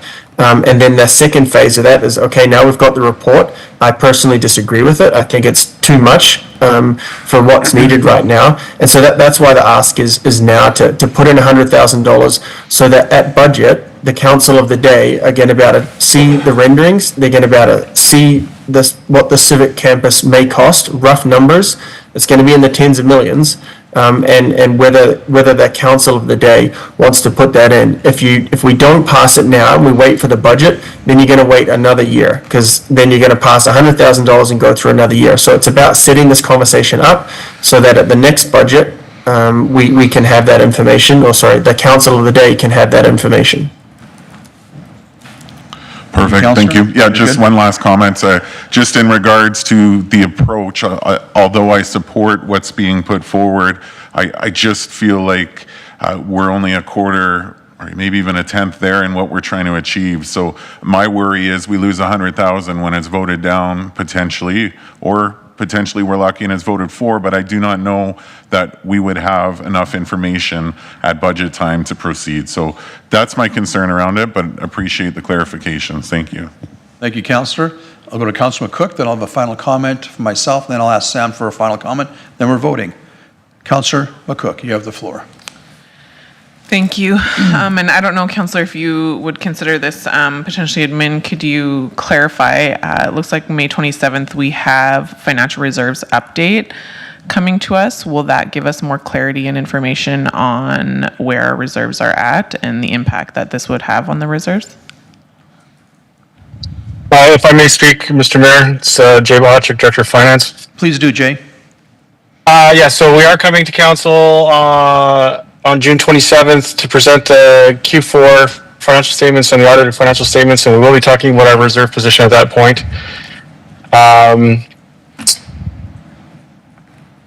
It would be, my preferred recommendation would be at least to hear the financial position and stuff before making a decision. Money is contextual. If you say, I gave you $1,000 and you're like, great, I can spend on whatever I want. That's really good if you're, going to the movies and having dinner. If I gave you $1,000 and said you had to buy a house, now that's a different concept. The money hasn't changed. It's still $1,000, but your needs have changed significantly. So I want to say that our reserve position is, not dire. It's not, we're not flush with cash.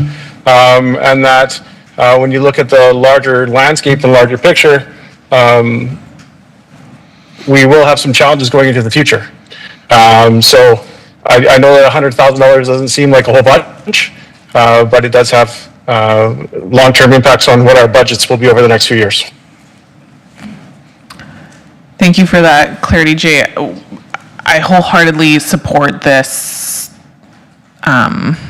this conversation moving forward. However, I would like to have a better, I've been waiting for and asking for the update on the reserves since before last budget, and I know with some of these changes, this is why we're getting it now, but I've been wanting to get a better understanding as to our reserves and what we will require for the future. So I think having that additional information for me would be prudent and would give me a better idea as to where we're at and what we need to move forward. So I don't know if Councillor Monkoff-Swain would consider that, but that's kind of where I'm sitting right now. I see the importance of this and I do want to move this conversation forward. However, I do always want to look back and look at our overall financial state before we make some of these decisions. So, Councillor Monkoff-Swain? Yeah, respectfully, no. You're not going to get anything in an extra couple of weeks. Jay's going to come back and he's going to say exactly what he just said.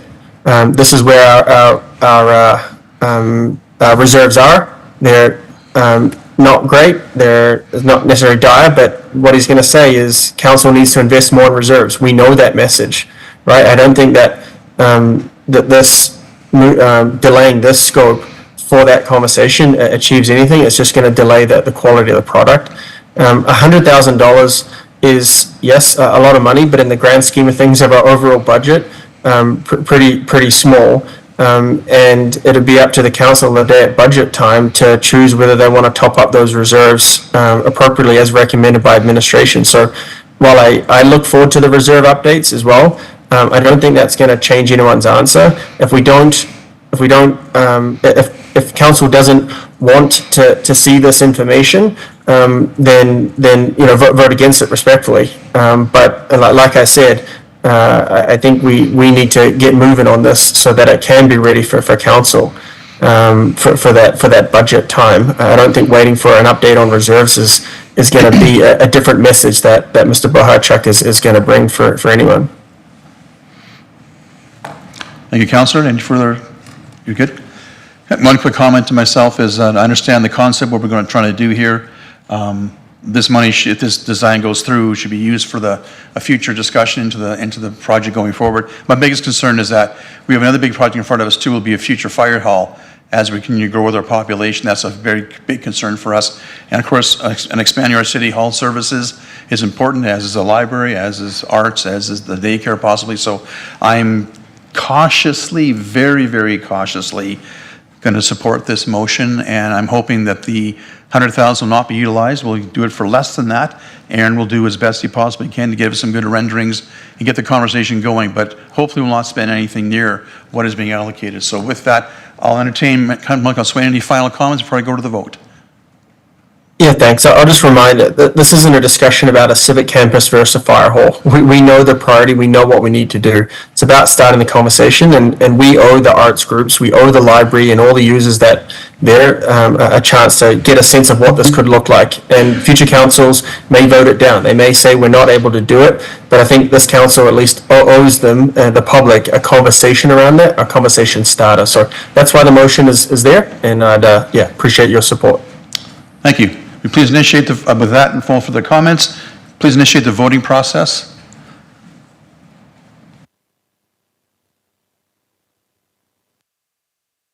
Wayne, how do you vote? In favor. Thank you, Council. That motion is carried 5-2. Councillors Nantelowitz and Councillor McCook in opposition.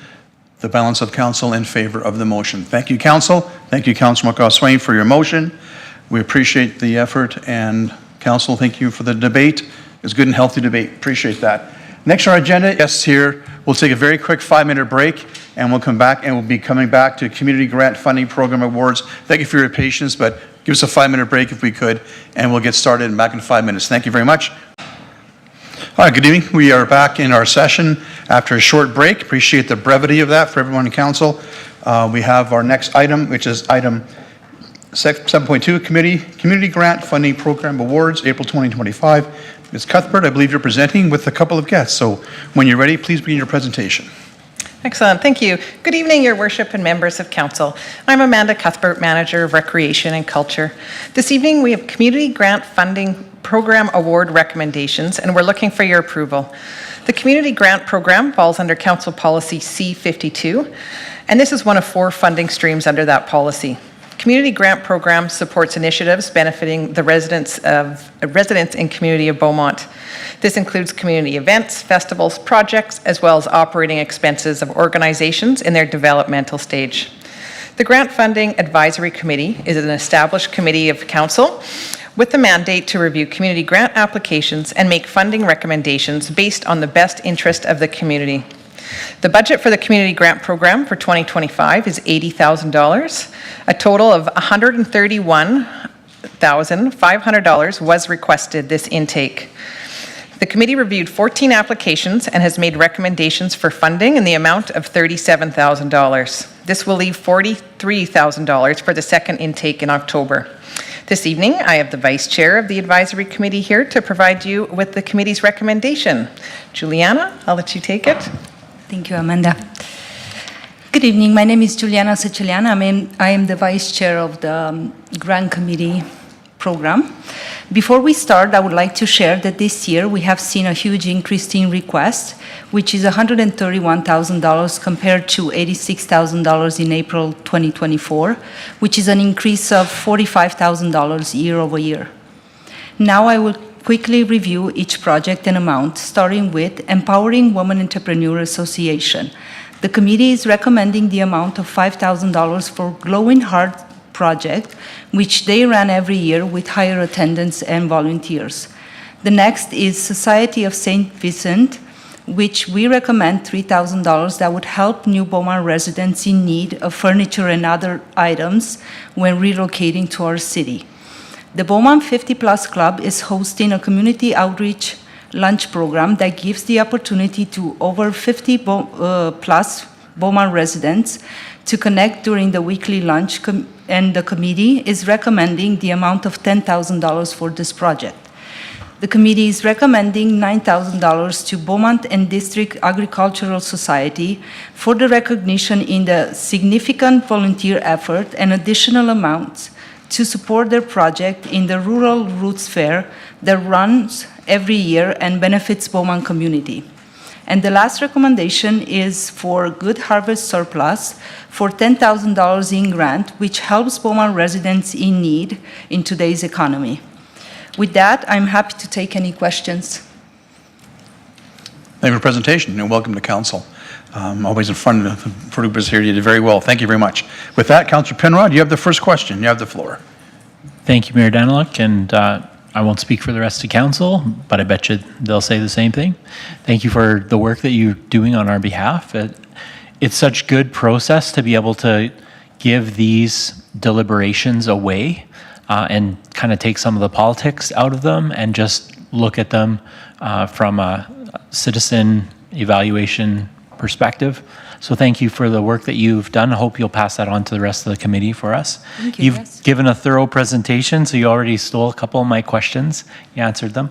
You spoke to the increased amount. Can you just comment on the amount? So you have an increased request in amount of cash requests. Can you speak further just to the amount of applications that are coming in? And is that going up year over year as well? Yes, thank you for the question.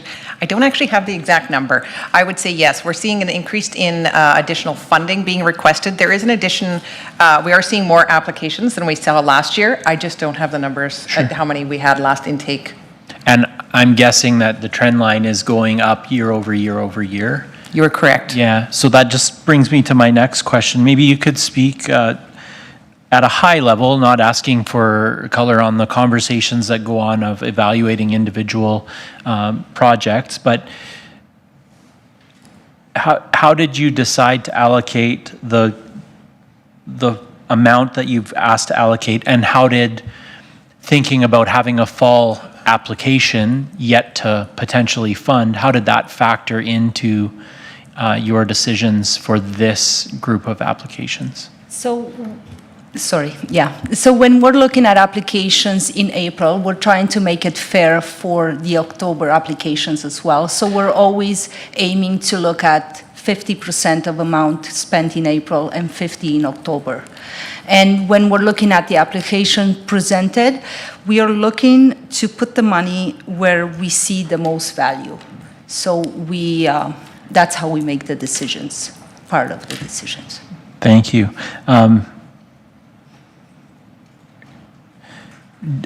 Would you comment on, or has there been discussion in the committee around if the funding that you've been given to make recommendations about, if that's adequate for the amount and quality of requests that you're receiving from the community?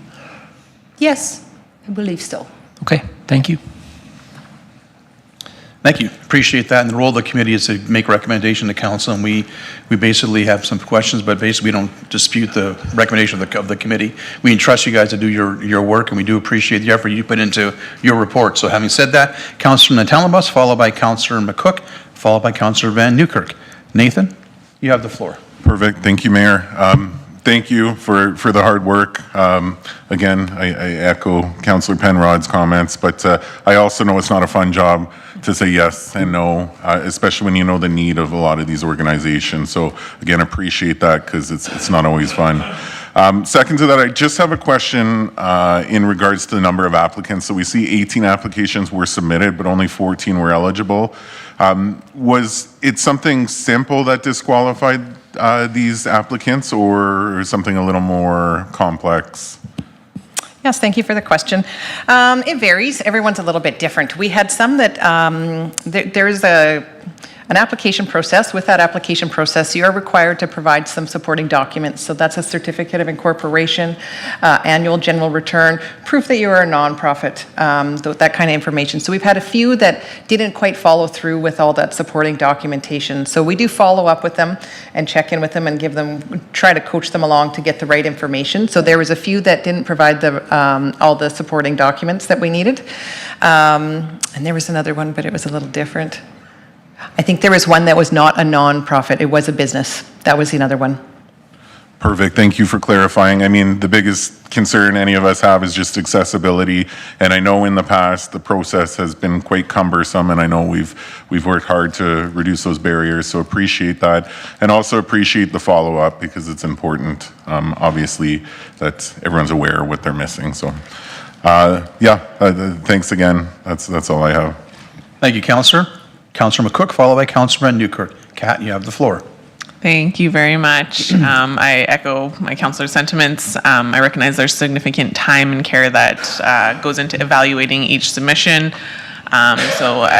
This work is never easy, especially as we're seeing increasing amounts. The need in the community far exceeds the funds available. And we know that every application represents, passionate people in our community doing important work. And while it's not always possible to fund every initiative, it's clear that you guys take these decisions seriously, and there's a lot of deliberation into that, so appreciate that. Just a quick question. If an organization wasn't able to get funding this round, are they provided with feedback and encouraged to reapply in October? Is that an option? And if so, are there any supports available for resubmission? Yeah, we can follow up with everybody for the applicants that are not successful and let them know when the next application process is. We can give them feedback if we saw anything that was maybe a red flag or something that might be helpful for them the next go around. We can do that. I would say this round of applications was phenomenal. All of them that came through, they were very well done. They provided all the information. It was easy to read. Financials were easy to understand. They're all getting very, very good at doing these applications. They're done really well. So we will try to find some feedback to give them, but honestly, they did a really great job this year. That's great, thank you. And is there, I know to Councillor Tallenbaugh's point, we've heard, sometimes that the process was cumbersome and a little bit more difficult. Was there feedback that the process is getting easier and is more accessible? Is that maybe also why we're getting better submissions? That could be. I'm not sure. Some of the feedback, I think it is getting easier, but I think they're getting used to the process and understanding that application and what's required and what's expected. And they're taking some of the feedback that we've given them prior, because some of these, like I said, these packages are coming in and they are very well done. So I think they've had that feedback. So that's about all I think of. Thank you very much. And thank you for all the work you guys do. Thank you. Thank you, Councillor. Councillor Van Newkirk. Stephen, you have the floor. Yeah, thank you. When I first got elected, random presentations would show up at the open mic and ask for money, and that process changed to, to what we have in front of us now, which is I think the second iteration of the whole committee and process and continual improvement on the intake paperwork and all the like. So I'm very thankful for all of that work and all the work that everyone is doing on the committee. A specific question: did any of the applicants in this round present scenarios where they would be providing matching funds toward a goal? And if so, how was that considered? Can you recall? I don't recall that at all. I don't recall any applications or any of the verbal presentations that comment come through. Okay. And then back to the feedback part. I heard you just commit to say, hey, we'll reach back. But what I'm wondering is, if you didn't do that, how many groups tend to reach back for comment? 10%, 50% more? From your past experience, if I applied and didn't get, do you get an email that says, hey, thanks for the consideration, we weren't successful, do you have any feedback for us for the future? Are groups reaching back for that? Because I sure think they should. I would. Thank you for the question. I don't know that answer. I can't think of any that I have heard of that have come back around or asked that. Yeah. So yeah, I don't think have there's an a miss answer for there. you. So, yeah. Yeah, that's a great point. It would be great if we're not giving you the feedback. Yeah, maybe reach out and we It would is a certainly be two-way happy. street, right? Like, it continues to be a two-way street when you have a committee, right? So, yeah. Okay, thank you. Appreciate that. Thank you, Councillor. Councillor Barnhart. Kathy, you have the floor. I was going to just say ditto to everything everybody said, because it all is great work, but then you prompted a question, Councillor Van Nieuwkerk, and that is in terms of matching grants. In kind, I mean, is that something when you include your budget and you have in-kind contributions to, in the grant budgets, does that weigh one way or the other in favor for the committee? Do you appreciate seeing that? Does that help make the application more successful? Because I do know that that's on the list. I've put in, applications in the past, and I know that that's one of the categories.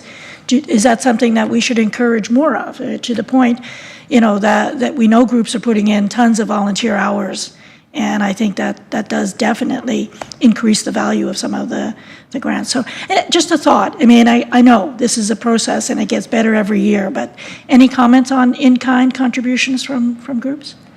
I don't believe we discussed about that, but I could go back to the committee and then come back to an answer for you.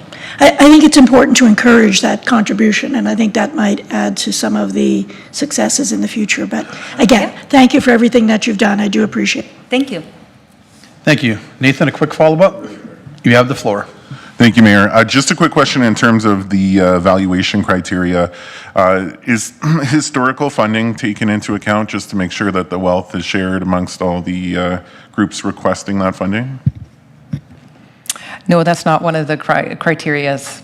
That's not something we go to is on our basic rubric when we're looking at the evaluation. That's not something that is weighed in there. I think it's a conversation that the committee has in general around the table to know that, we've given this group for the last 3 years this much funding, so they may weigh that against their final decision. But as far as that formal evaluation, that's probably not part of the scoring. But that conversation does happen as a group together when they are making their final decisions. Perfect. What would be the process to potentially get that added to the criteria? That is a great question. Just to clarify, as far as historical funding being more of a benefit, or you wanted to provide more funding to other groups, just so I understand what you're looking for to add.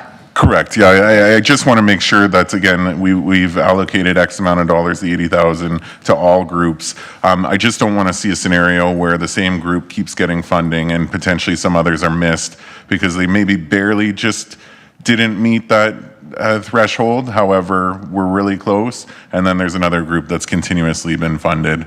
It would be nice to see that other group get an opportunity. Yeah, I think that's something that we can look at and see what we can do as far as that scoring or what that might look at. We'll probably look at what's within the policy, because I don't know the policy off by heart, but I'll have to kind of tweak to see if what's in there and what gives us some room to do with that. I think my recommendation would be to bring that back to the committee at their next meeting and say this has been a comment as far as looking at that, and make a recommendation from the committee back to council, or to see what that looks like. Instead of making a decision middle of the year or going into that last intake, maybe take a look at that and evaluate it for the next, for 2026. Actually, on that point, Mr. Suter wants to jump in. Paul? Oh, hang on. Good evening, Mayor and Council. Thanks for the opportunity. I just wanted to make a couple points on your question, Councilor Townboss. This is a maturing process that goes through every time, and we take notes for what Council gives us feedback. We take notes from the groups when we do engage with them, as well as administration. We review the policy and the process, including scoring, and it is an evolution, and it's getting much better than it was 5 years ago, and every year, I would say. So these points tonight, we take them to heart, and we make note, and we try and look at how we can change that in the future. If it's something of significance, we would bring it back to council if it's a significant policy change. Otherwise, if it's an administrative policy tweak or procedure tweak, we would just do that as part of our process. Thank you. Perfect. Thank you. You good, Councillor? Okay. I agree with what you're saying. I'm on the same page, you and I, on that one. I agree. I'm glad you mentioned that the way you did. Seeing no further questions from any members of council, I believe we need to do a motion to accept the report as information. Madam Clerk, could you please put the motion on the screen? I'll be happy to make that on behalf of council. Move things along. I move that program awards April 2025 be approved. Discussion on the motion. Seeing none, just for the record, Sam has left our meeting to go to a business obligation he had. That's why I had to adjust the agenda slightly. So it's just the 6 of us now. So for clarity purposes, majority rules, 4-2 must be the vote or greater for a motion to pass with only 6 of us, just for the record. Would you please initiate the voting process, please?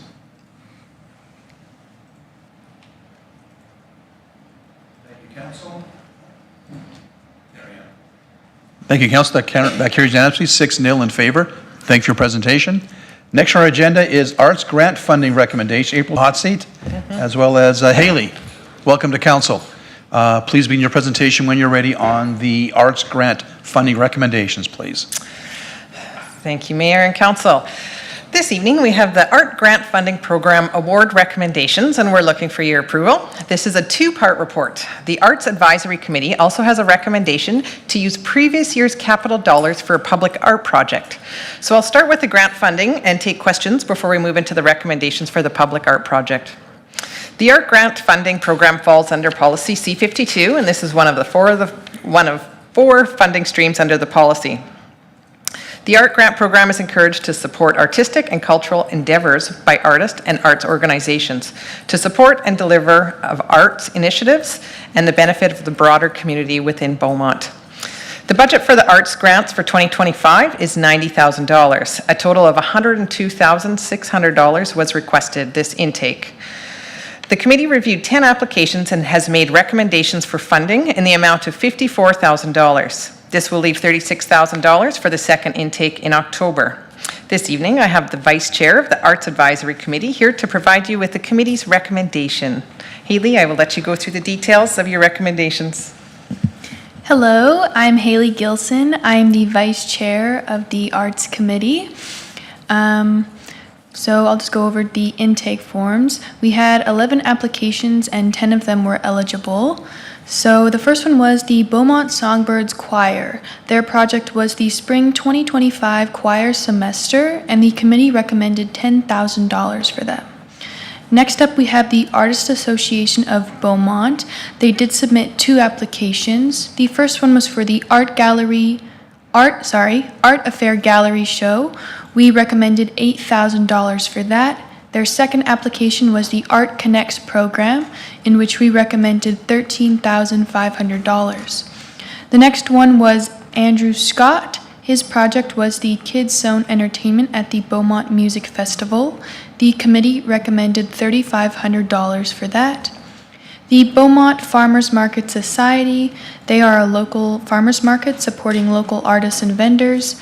We recommended $5,500 go towards them. The Beaumont Chamber of Commerce is for the Beaumont Business Awards Gala. We recommended $2,500 towards that. Next is Marissa McKinney. They are attending the Great Northern Arts Festival, and the committee recommended $4,000 towards that. Next is Hannah Walter. They are for a gallery factory in 2025. It is an artist program.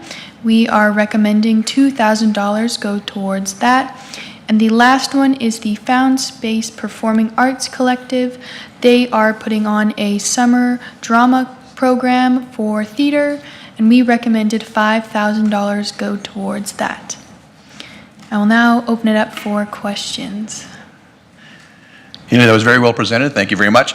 As said in the previous committee, this committee also does a lot of work on behalf of council, and as members of the community, it's hard to say no sometimes or hard to say yes, being what's been requested. So thank you for the work of the committee and yourself as vice chair, and we do appreciate the work you're doing on behalf of the community and both intake pieces. So at that time, I'll open up to questions from members of council. Councillor Barnhart, you have the floor first. Thank you, Mayor. Just by way of process, is there a further presentation on the public art, or is that basically what's written here? I thought once we're done questions here specifically about the grants, then I'll go in and kind of speak to a little bit of the public art, and we'll let Haley talk about what the Art So Council would like keeping to. comments separate on that? Correct. So thank you, Mayor. I will just start by saying that I've worked directly with this Arts Advisory Committee, and Haley continues to impress me every time she gets involved. And not only did she do the work here to present tonight, but she's also gone to the Youth Committee and helped there with getting feedback from the youth. So to see everybody's young to me, but to see a younger person doing what you're doing and being so good at it, I'm just really impressed. And I just wanted to say that publicly, but the whole committee has put a lot of time and effort into, it's not easy, and we all know that. I don't know if the general public realizes how difficult it is, because you're weighing community members' good work against each other, and it's hard, but we really do appreciate all the work that you are doing, and I just wanted to say that publicly, and definitely appreciate the decision-making process. Thank you. Thank you, Councillor. Well said. And we made a good choice when we chose Haley for this committee, so great work. Next I have Councillor Van Newkirk. Stephen. Yeah, thank you. I echo all the sentiments of Councillor Barnhart. Well done. Just a little bit of in the weeds type question. Just for the organizations, can you remind me of the eligibility criteria for them? Are they all registered as nonprofits? Is that a requirement? Thank you for the question. For this arts grants, no, there's a few different options. So being a nonprofit is one part of eligibility. You can also be an arts collective, where as long as, sorry, no, I'm getting them mixed up. And you can be an individual. So an individual artist can apply to this. They don't need to be a nonprofit. Same with the arts collective. They do not need to be a nonprofit. So it's open to all three of those streams. Yeah, no, that's really good. And I wanted to ask that to make sure that that was kind of said for the camera, right? Because, we're just off of a conversation where that differs, right? So in the arts world here, you can grant the funding to an individual, to an artist, to an association, the plethora of organizational options exists. So thank you for that. That's all, Mayor. Thank you, Councillor. Councillor Telebus. Nathan, you have the floor for a question. Perfect. Thank you again. Thanks so much for what you do. I don't know if I agree with Mayor Daniluk just in the sense that it's hard to say yes, but I know it's hard to say no. So, just really quickly, in terms of participants, did we see an increase, do we know, on the art side as well from previous years? Yes, thank you for the question. There was an increase in the funding, but I don't know the numbers. I apologize. We did see it for both grant streams. We did see an increase in applications, as well as an increase in the funding requests. Perfect, thank you.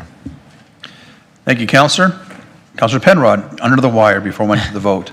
Go ahead. Thanks, Mayor Daniluk. Asked it of the last committee, so we'll just take the chance to ask you as well, Haley. As you evaluated the amount, as a committee, the amount you're recommending be distributed now, what does that conversation look like at a high level, knowing that you've got another intake coming in October, and how do you balance that off? And additional to that, in your opinion and through the conversation of the committee, is the amount that you've been allocated to dole out over those two intakes, is it adequate at this point? Does that make sense? Do you want me to restate any of that? I hit you with 3 questions, 3.5 kind of. So the first part of the question is just, as you're having the conversation, how does the committee decide what to recommend for allocation this time? And how does the fact that you have an additional intake to come in the fall, how does that play into the decisions that you're recommending here? So since we only had $90,000 for the year, and this time we recommended $54,000, it was mostly based off of, we had a lot of really good applicants this go around, and come October, it's really hard to predict if all the applicants are going to be really good. You could get to October and the applicants could be bad, so now we just have that $36,000. So we just wanted to make sure that what we were seeing now was being properly funded, so that we didn't assume that next go around, if we saved that money, that it would also be properly allocated. Yeah, if memory serves, actually last year, the fall intake we left some money on the table, so some went unallocated, and then that doesn't carry forward or anything. And then the second bigger question was, are the funds that your committee has been given to shepherd for the community, are they adequate given the amount and quality of the applications you're receiving? Do you have enough money? If you had more allocated, would you recommend more? If we had more allocated, I could see it going towards giving more to the applicants. For a lot of the applicants, we gave them what we saw suitable or below the minimum because we did want to give everyone a chance to get supported. But of course, if we had more funds, I don't see it going unused. I do see it being used properly to give all artists a chance to apply, especially because, this time we had 11 applicants. Not all of them were funded, but of course, if you had more funding, more would be funded. But I do say with the 90,000 we had now, for this go around, I will say that it was adequate. But of course, if we had more money, I don't see it going to waste. Thank you. Keep up the good work. Thank you, Councillor. Seeing no further comments, again, thank you for the presentation. Oh, Ms. Cuthbert. Yes, I'm not quite done yet. Oh, right, yes. Forgot about that. Thank you. Part Additional two. detail, right. Yes, I'll go into part two for the public art request. So the second part of this report is about public art. The mandate for the Art Advisory Committee includes providing strategic guidance and recommendation to Council on integrating art into Beaumont's public spaces. In 2025, the committee has been working on the development of a process and a project to deliver public art in alignment with the Council policy. The committee has engaged with the Chantal Berube Youth Centre and the Youth Advisory Committee to discuss how public art project could enhance the exterior of the youth centre. So the committee is recommending that the remaining capital funds that have been carried over, which is $34,000, be allocated to the public art project. The committee will work with administration on the process and to put a call out to artists to solicit proposals for the work to meet this objective. These remaining funds were from the capital dollars set aside from other projects that have not been expensed yet. Some of the original total funds were used for the commissioning of the artwork at the CCBCC. Starting in 2024, the committee has been discussing how to best use these remaining funds. They have identified this project as a worthwhile collaborative endeavor. We are looking for Council's approval to use these remaining funds on this project. I would like Kaylee to chat a little bit, tell you a little bit about this project. So for this project, for the $34,000, we are looking at the youth center. We want to make the outside more lively, as a lot of people have found that the youth center is pretty dull. No one really knows that it's there. And of course, it being a youth center, you want it to be bright and open. I've sat in on a youth advisory meeting, and of course, the arts advisories had multiple conversations about it.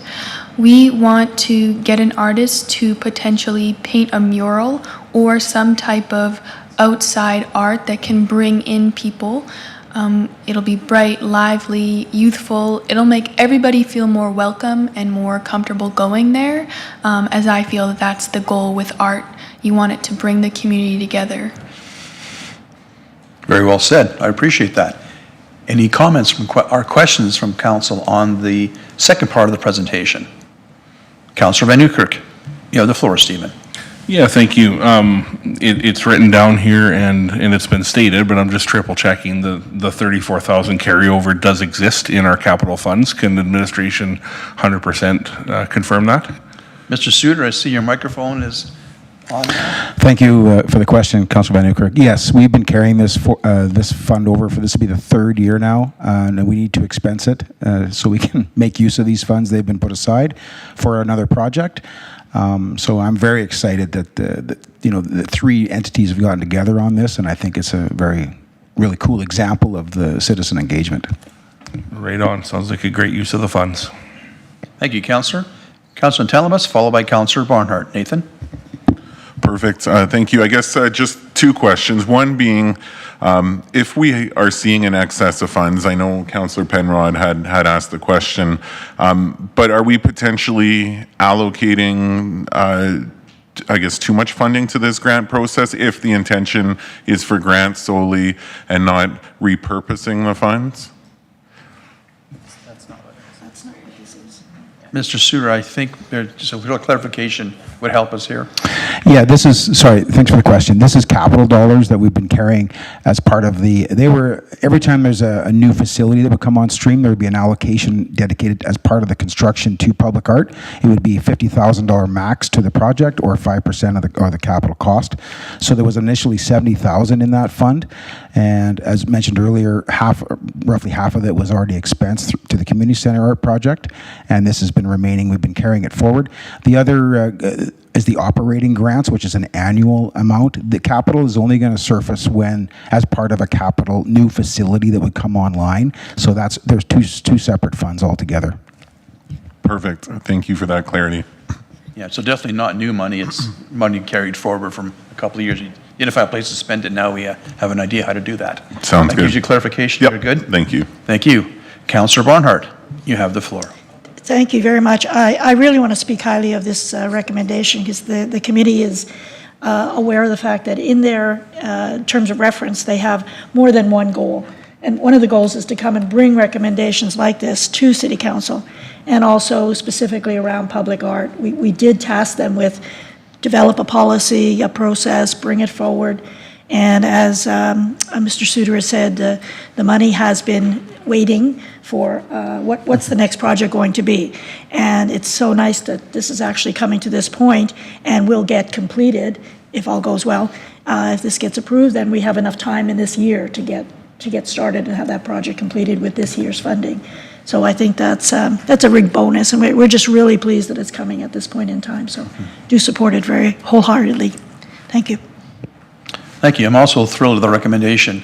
My charity golf tournament does support the youth center. I'm a big supporter of it, as many members of council, also big supporters of the youth center. So any way to promote the youth center and get it to be more utilized and a safe place for our kids to go to is great in my mind. So this is a great way to use the money. I'm also very happy with the collaboration between the different groups to bring this idea forward. So that's part of the whole program too, is collaboration among user groups, and that's a good part of this recommendation. So point of clarification, when we accept the report, that also accepts the recommendation on the 34,000. Is that correct, Madam Clerk?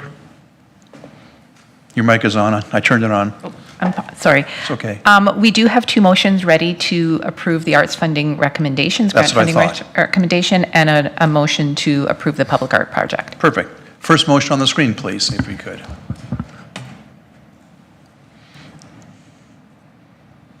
Pleased to do so. I move that the funding allocations as set out in the May 13, 2025 report, Arts Advisory Committee grant funding recommendations, April 2025, be approved. Thank you, Councillor. Discussion on the motion. Seeing none, would you please initiate the voting process? That carries unanimously, Council. Thank you very much for that. And the second motion, Councillor Barnhart, why don't you go in a roll and make number 2 there? Oh, hang on. There you go. I move that the remaining capital funds be allocated to the public art project at the Chantal Berube Youth Center in the amount of $34,000. Thank you, Councillor. Discussion on the motion. Seeing none, please initiate the voting process on this motion. And that carries unanimously also, 6-0 in favor of the motion. Thank you, ladies, for your presentation. Much appreciated. With that, next on our agenda item is item 7.4, motion following notice from myself, tennis court resurfacing. I'll make the motion that a one-pager on the costs and timelines associated with resurfacing existing tennis courts be included in the 2026 budget deliberations. I'll speak to it briefly. We've talked about this a couple times in previous budgets. It's kind of slipping under the radar a few times, and every year the tennis courts get a little more used, and a little more cracked and that sort of thing. And even some of the tennis court players who I know, especially me personally, some concerns about the condition. It was also expressed in the pickleball people a little while ago that they have some concerns on the condition. So I just want to have this brought to us as a one-pager for our budget 2026 deliberations for the next council to consider as part of capital going into the 2026 budget or a later budget as part of capital. That's my reasoning for it. I'll ask council to support it if they feel it's worthy of supporting. I'll entertain any questions you may have at this time, members of council. Seeing none? Oh, Councilman Newkirk. Stephen, you have the floor. Yeah, maybe just a question for administration. if it is found out that the resurfacing of the tennis courts is not quite as simple as one might think, will that also come back in the budget deliberations, as in fencing, netting, posts, poles, all that kind of stuff? Like if this activity starts to balloon, what does that look like? It's a good what-if question. It is. Mr. Suter, I'm putting you on the spot.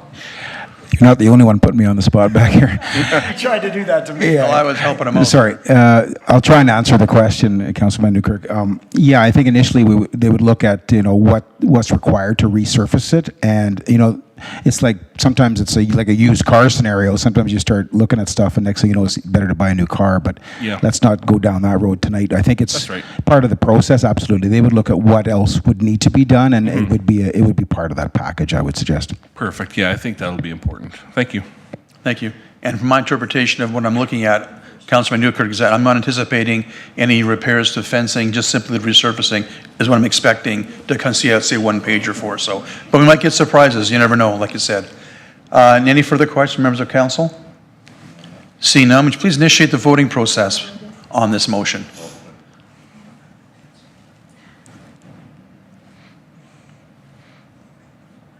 Okay. Are we glitching? No, there we are.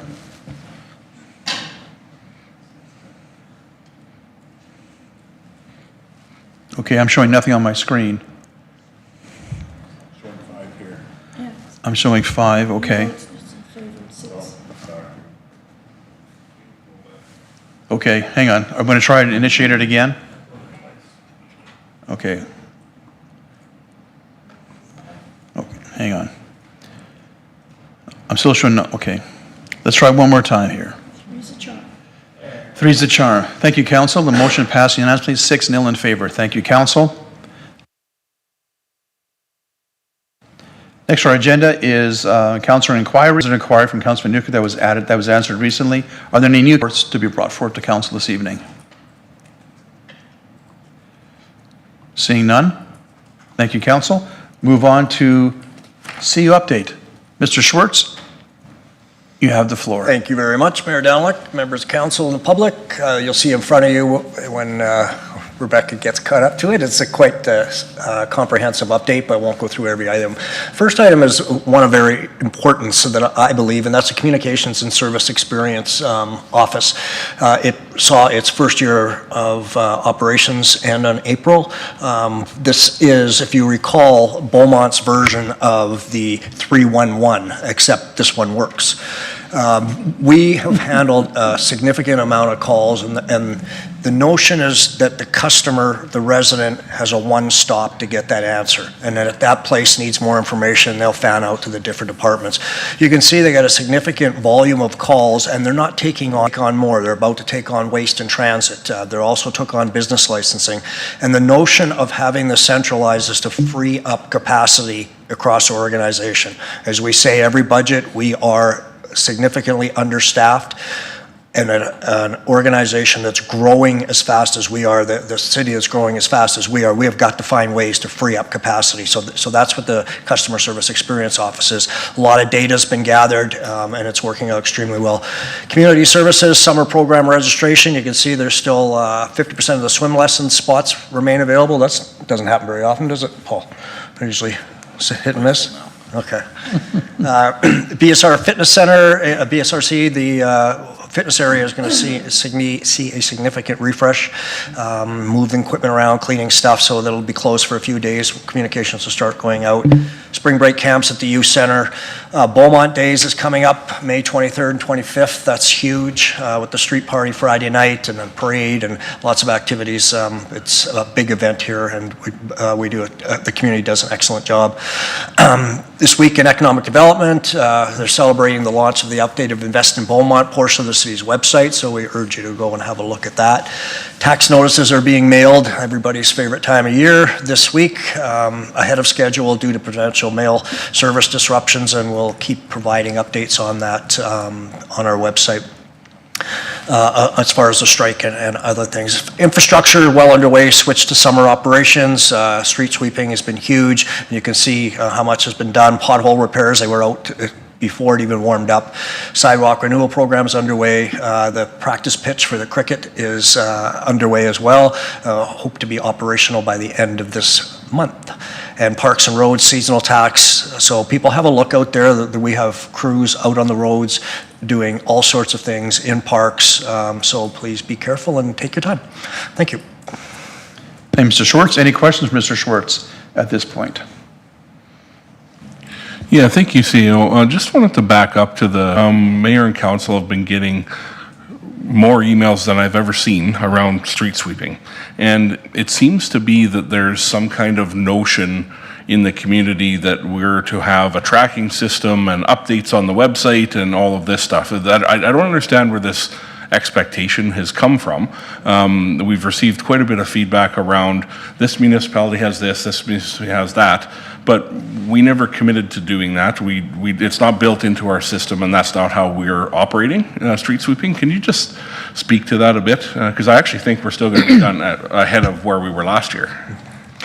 Yeah, and thank you very much for bringing that point out. That has never been a commitment of ours. However, as part of the customer service experience and our whole GIS integration, we are looking at the capabilities with not just street sweeping, but also snow removal, so that people will be able to track. I don't have a ETA on that. It'll be a budget discussion for 2026, but at this point in time, no, we don't track our street sweeping. As far as are we ahead or behind from last year, it's a tough one because it's weather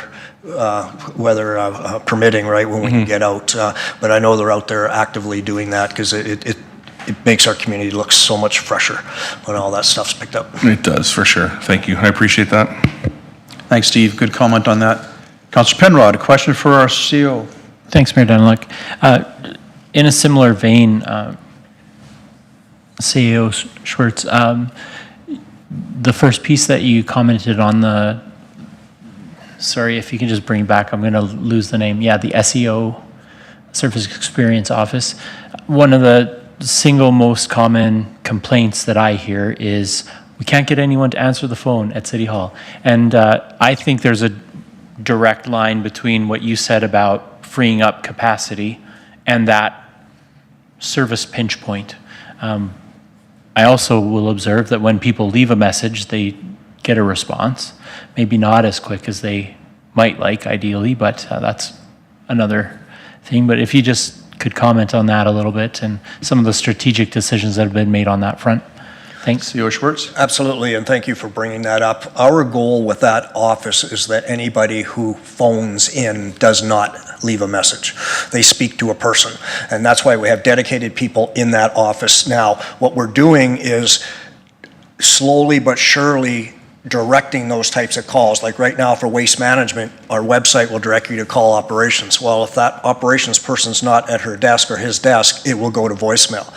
By moving it into SEO, there should be no voicemail at all. You should be talking to a person and not forwarded to a voicemail. Now, that's not happening yet because we haven't got all the integration, but that's where we want to go with that. And we will also see our website regularly updated so that there's, no matter what your issue is, whether it's registering for swim lessons or questions on snow removal, here's the number you call. And that person at the other end will get you your answer. So that's where we're going with that. Yeah, thank you. And people are quick to point out their frustrations or the pinch points, but I think the other feedback that I want you to hear and hope that you'll pass on through your whole team is that people are generally appreciative of this culture that you've cultivated around continuous improvement. And so we know that we're not perfect, but we are open to hearing where we could improve, and so appreciate if you pass that on to the team. Thanks. Thank you, Councillor. That concludes that agenda item. Next on our agenda item is notices of motion. Madam Clerk, any notice of motion this evening? We have two notice of motions. I'll bring the first one up on the screen. Thank you.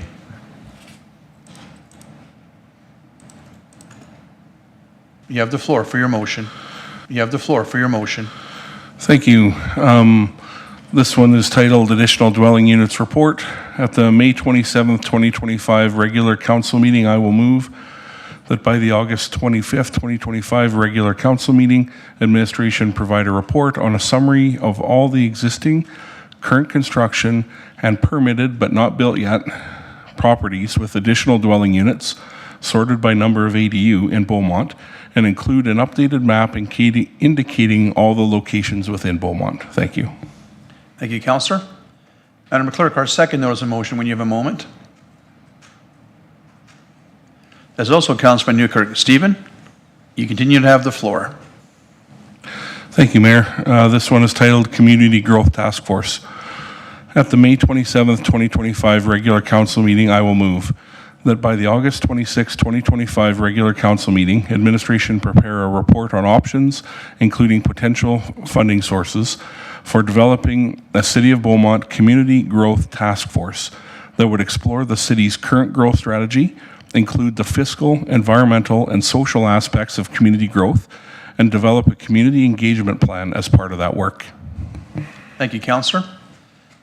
That concludes both notices of the motion. On that agenda item, I have one comment to make before I go to the adjournment, is that with the Beaumont Days coming up, not this weekend, but next weekend, we have our annual Council Resident Appreciation Barbecue on Sunday afternoon in Centreville from 11 a.m. to 1 p.m. There'll be a newspaper advertisement in the Friday before and a couple of social media posts that I've prepared for Council to share next week on that thing. So it's our 4th annual for this term and our 8th annual for some of us. In terms of our annual community resident appreciation barbecue. So seeing some residents out there should be a great time. Having said that, Council, I believe we have no further business this evening, so we are